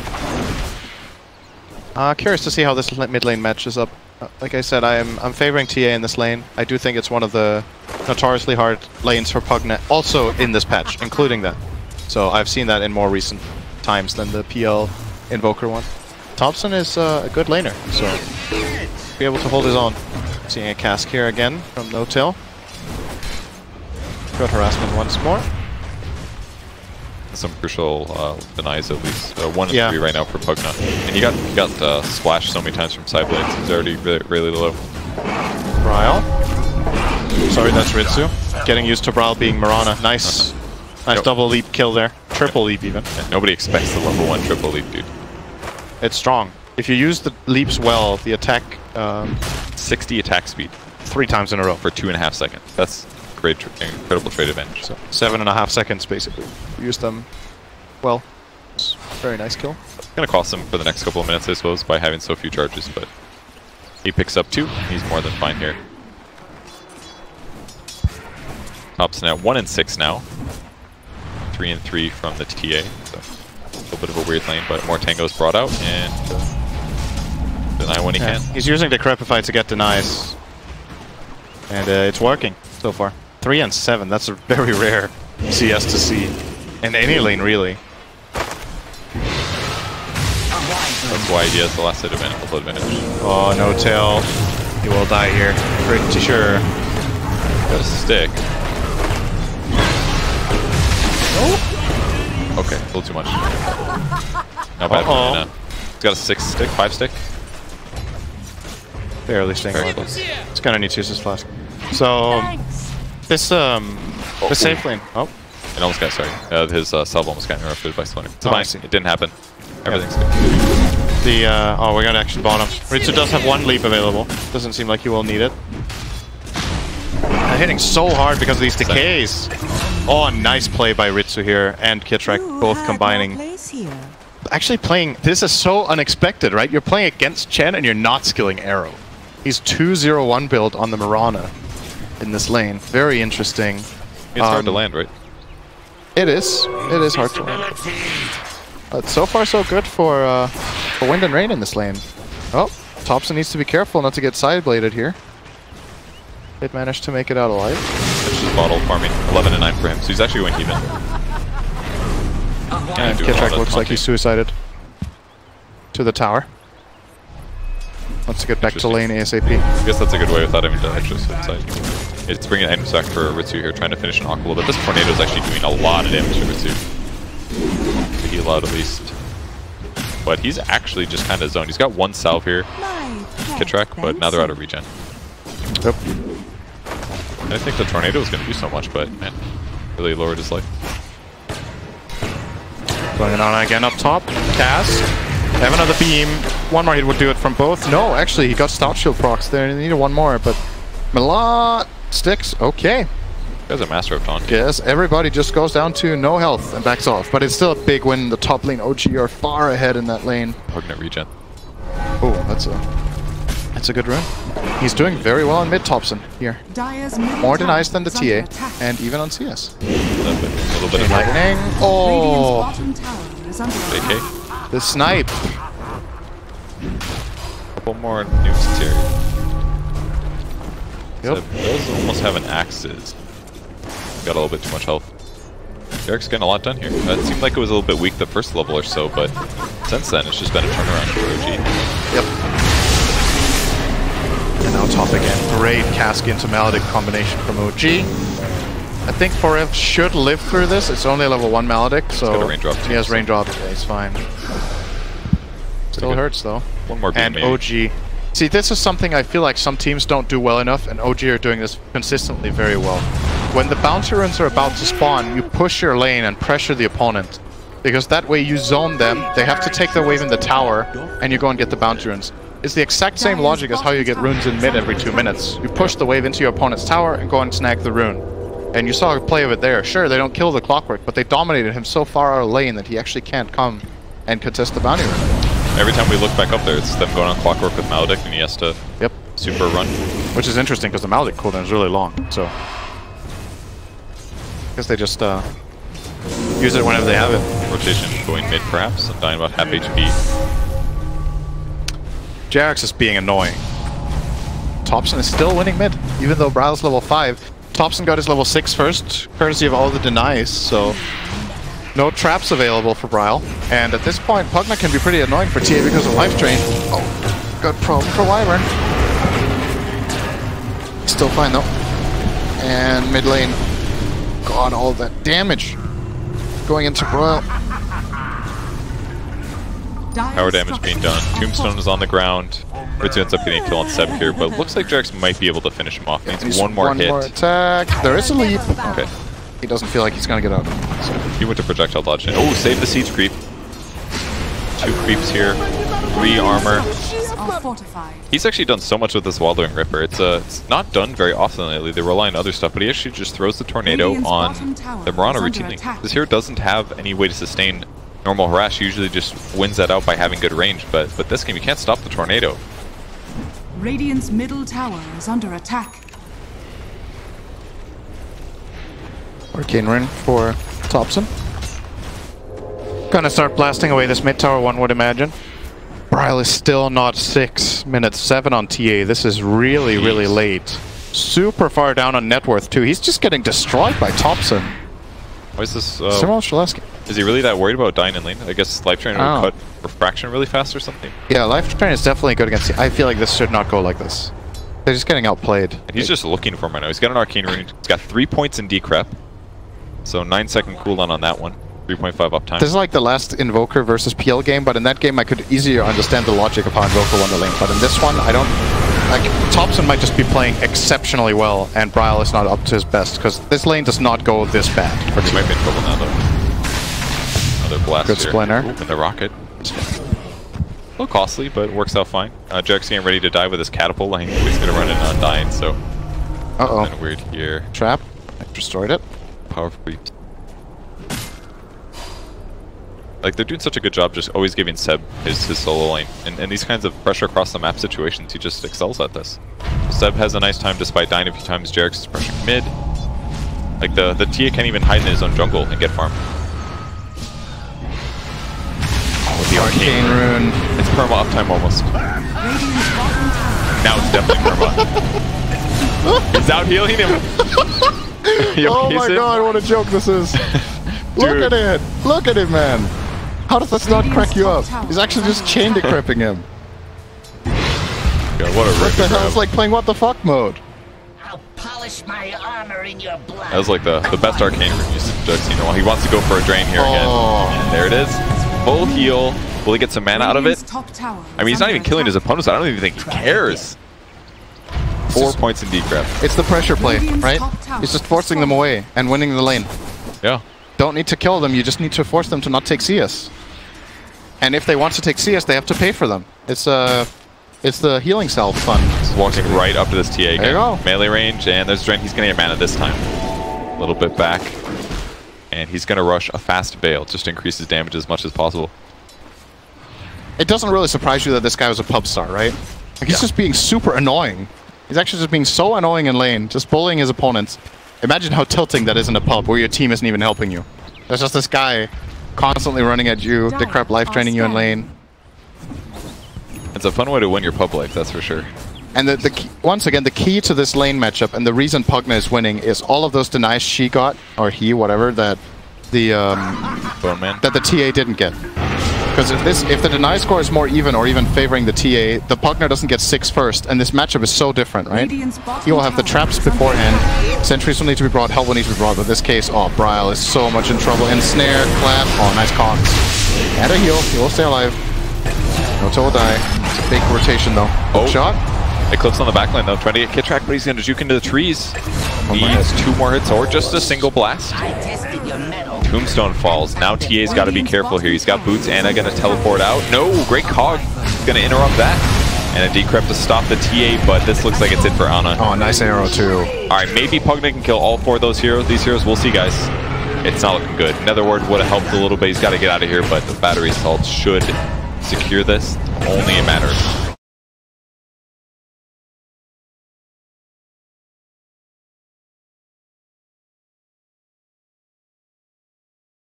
He deserves a tip. That's like the first, like, hey, you genuinely deserve this tip thing I've seen in a pro game in a while. We're getting too used to the aggressive tips. Goes for a treads and a wand. That's his items and a chainmail. So at this point, Clock is actually very good at fighting. He's strong. He's super strong. It's a bit of a setback there for OG, but not the biggest deal. They're still going to be able to just keep pushing bottom. Catapults in. They got the Beastmaster aura. Invis on Beast as well. So once his tower dies, we should probably see a rotation from him. And he gets the last hit. 1,300 gold in his bank.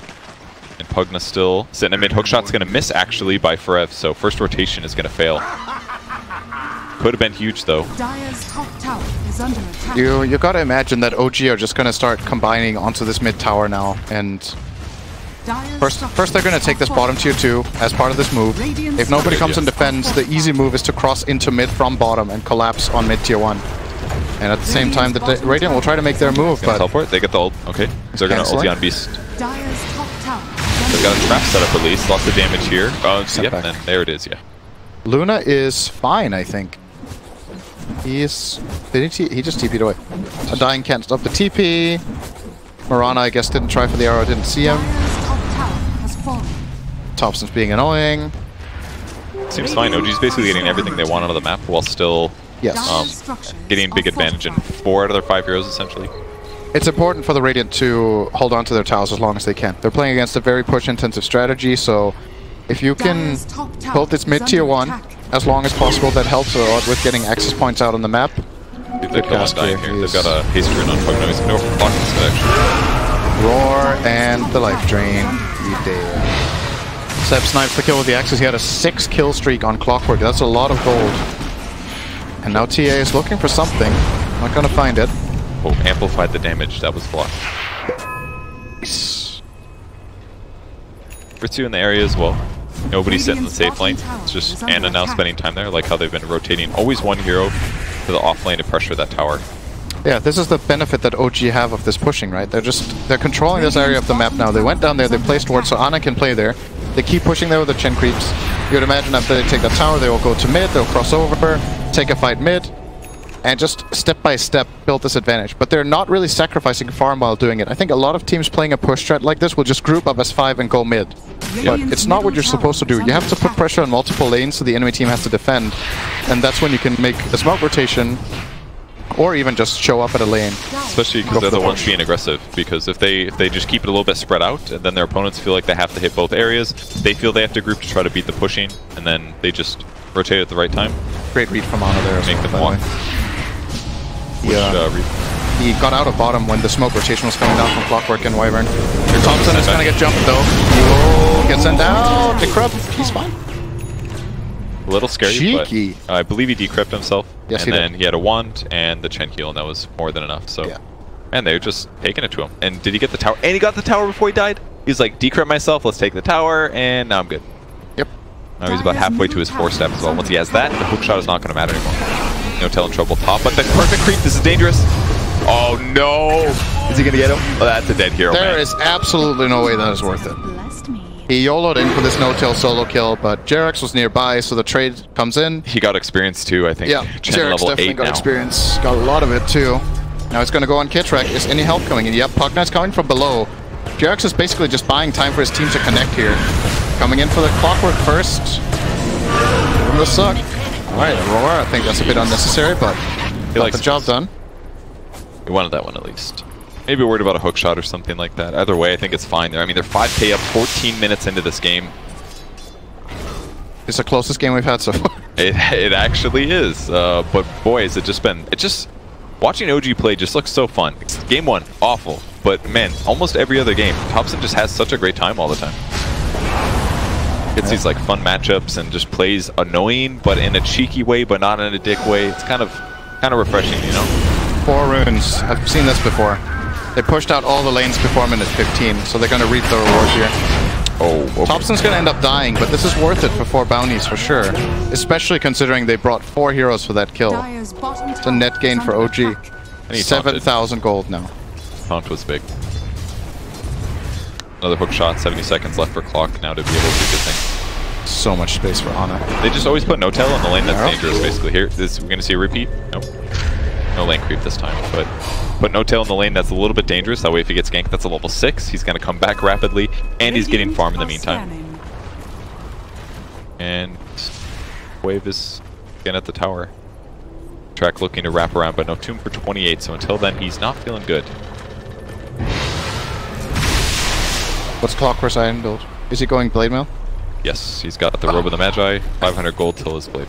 I don't know, I feel like this isn't going to be a game-winning item. That one is. Yeah, what do you buy instead? Like a Vanguard or something? He needs Crimson on. They need that item.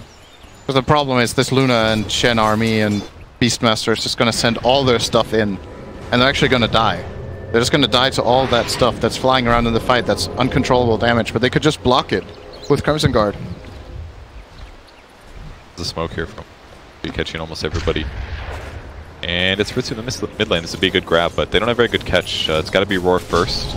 Crimson's just going to go and be annoying instead. Special. Okay. They've got Crimson up on Beastmaster. Another obvious benefit of Penitence. Killing Roshan. He has Medallion.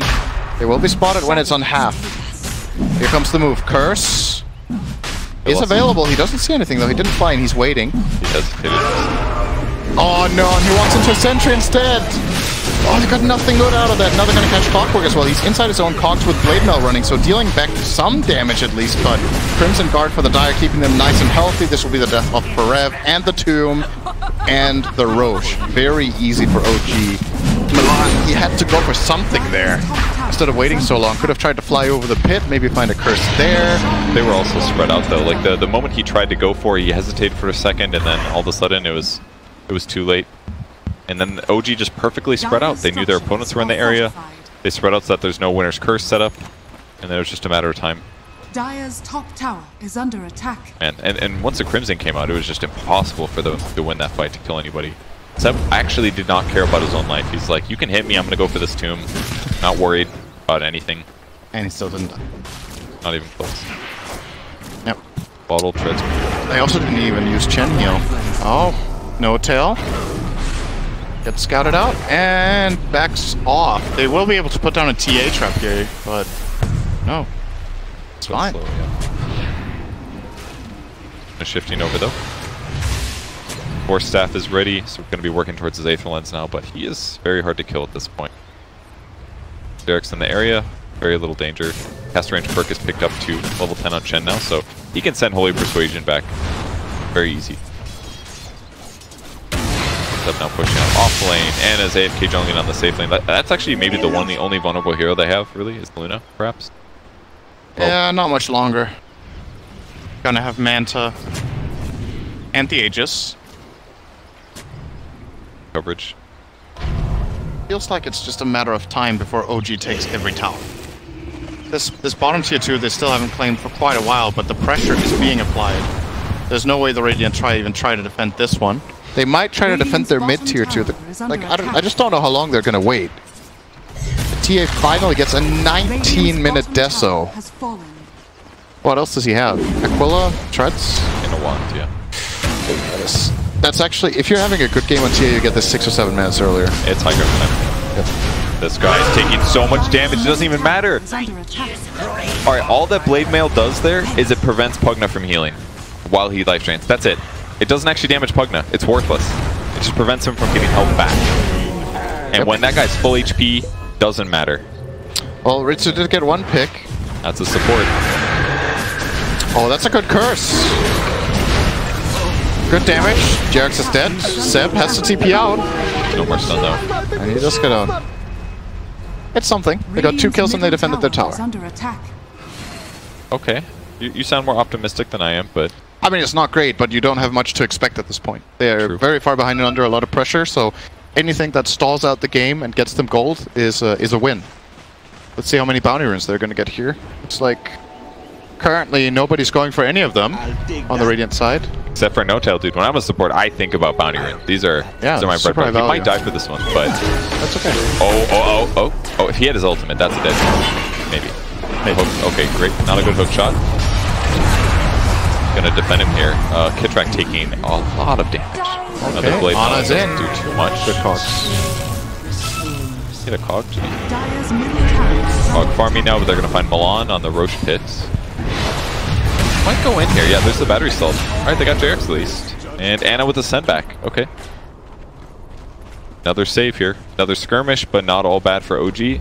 They cross the map with 5 heroes. In the meantime, they're getting ready for another siege bottom. It's textbook lane pressure, right? There's always something happening from OG. They're farming very little jungle. They're just, all the time when they can, they're threatening their opponent. They're forcing them back. Just constantly. And now that, okay, you guys TP'd back, they might go for a blast here with Pugna if they feel like it. He's going to get cursed. There could be a follow-up here. Thompson may have overextended. He is trying to get out. That is not happening. So good response here from the Radiant, of course, but again, it's a 5-man rotation. They kill 1 hero, but what does the map look like? The mid lane is getting pushed in at the same time by Luna, so now 2 lanes are in their base, basically. And the top lane, OG are going to take care of business there. That one was definitely not terrible. Knowing that a couple other heroes were dead, the Winter's Curse setup was solid. I think one of the big things Pugna is actually losing here was that he just now finished the Aether Lens.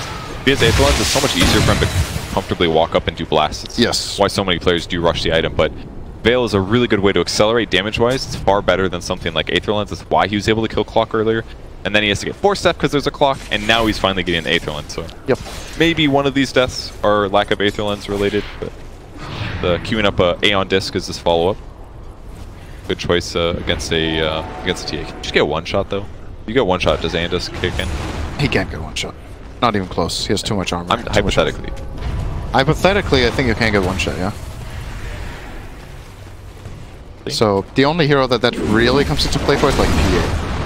I don't think many other heroes deal 1,000 damage in 1 attack. Surely a TA with like Deso being ahead and like a crit could do it. Maybe, yeah. Daedalus meld hit might be able to do it. But I'm actually not sure if meld counts as 2 instances of damage. But even if it does, if the meld is applied first, the crit would come after before the disc is popped, so it will still work. I think it's just a bonus damage hit like Windwalk. I doubt it would be 2. Sometimes you get surprised in Dota. I could be wrong. I'm not super confident. Like 80% likely, more likely that way. But well, spreading out once again. There's a gem up on Beastmaster. Got a Blink Dagger too, so a little bit easier for him to start fights. Queuing up an Orchid afterwards, so not the typical build, I guess. I guess it makes sense to skip the Necro if you're worried about Winter's Curse being even better. This is an okay way to deal with it. It is. Compromise to make, basically. and better solo killing, which is kind of important anyways. If you're this far ahead, you just need to get a hero kill, and then you can push that into a Rax. So Orchid could make more sense. Hook shot. Instant send back. Oh, he should got out. They wanted to soul rip, but he was already gone, so the soul rip went onto the clockwork. Good curse. That will kill Chen from full HP. Luna is going to kill him off. The Crimson Guard from Seb's not going to save him, but the turnaround kill might come here. They're chasing down the clockwork. Do have detection. The gem in the bag of Seb will get them 2 kills. So Forev as well as Ritsu got taken out there. Who got the kill on Ritsu? Pugna solo kill, I think. Yeah, that must have been what Pugna was doing in the meantime. Yep. Oh yeah, I forgot about this. The whole healing your core. That's also pretty good too. Yep. Put Luna high ground. Sure. Killing the Chen first makes a lot of sense. So that way he can't send people back, but... I think you're just looking for a curse on whatever you can get, really. Yep. They just don't have that many options and not that many tools to play around with, so they gotta grab what's presented to them. And if Luna's next to a hero, you just take that free kill. Yep. Basically Luna or Witch Doctor or maybe Pugna if you're lucky in most cases, but just very fortunate for OG that they'd already gotten a send back successfully before that, so they just didn't lose that much as a whole. For an arrow over on Beastmaster, anticipating his blink. The hook's gonna hand the boar though. They're gonna throw some stuff at him, but it's not gonna catch. Fight that that they want to take on the Radiant team, but I'll let them have an easy one. Bounding Rune's coming up in a second. One could go well for Wind and Rain, perhaps. They're gonna get 2. Which is good relative to the last times. Maybe not. No tails TPing for 1. There you go. The biggest one. The next level play. Ah, Kidrak's blading him up. A little bit low on mana to go for a combo here, but... It looks so funny. He just TP's up, takes the rune, runs for the other one. Oh, there's an Undying. Cast runs away. I mean, that's 3 bounty runes. That's how you keep the advantage. 12k now for OG. Bit booster up on Pugna. He's very, very close to having his Aeon Fist. Full like Scotty. 900 away. Is Scotty already? Oh my god. Yeah, this Luna is... Alright. It's tough to kill. The tower, when that falls, the Rax is dead unless they get a great curse. Because Ana can just go... Oh, he actually dodged the hook shot too. Good curse! Excellent from Milan. Force step. It's going to save him for now, and they send him back, so... Good saves all around, but once again, this defended. Oh, maybe not. Milan got killed off by the Nether Ward. We're all in trouble here. He's gonna get caught. That's it. What a team fight there. The send back on the Pugna with the medallion as well. He instantly buys out boosted travel with his money, and that gets him back into the base anyways. It looks so good, but they're looking to what an outplay.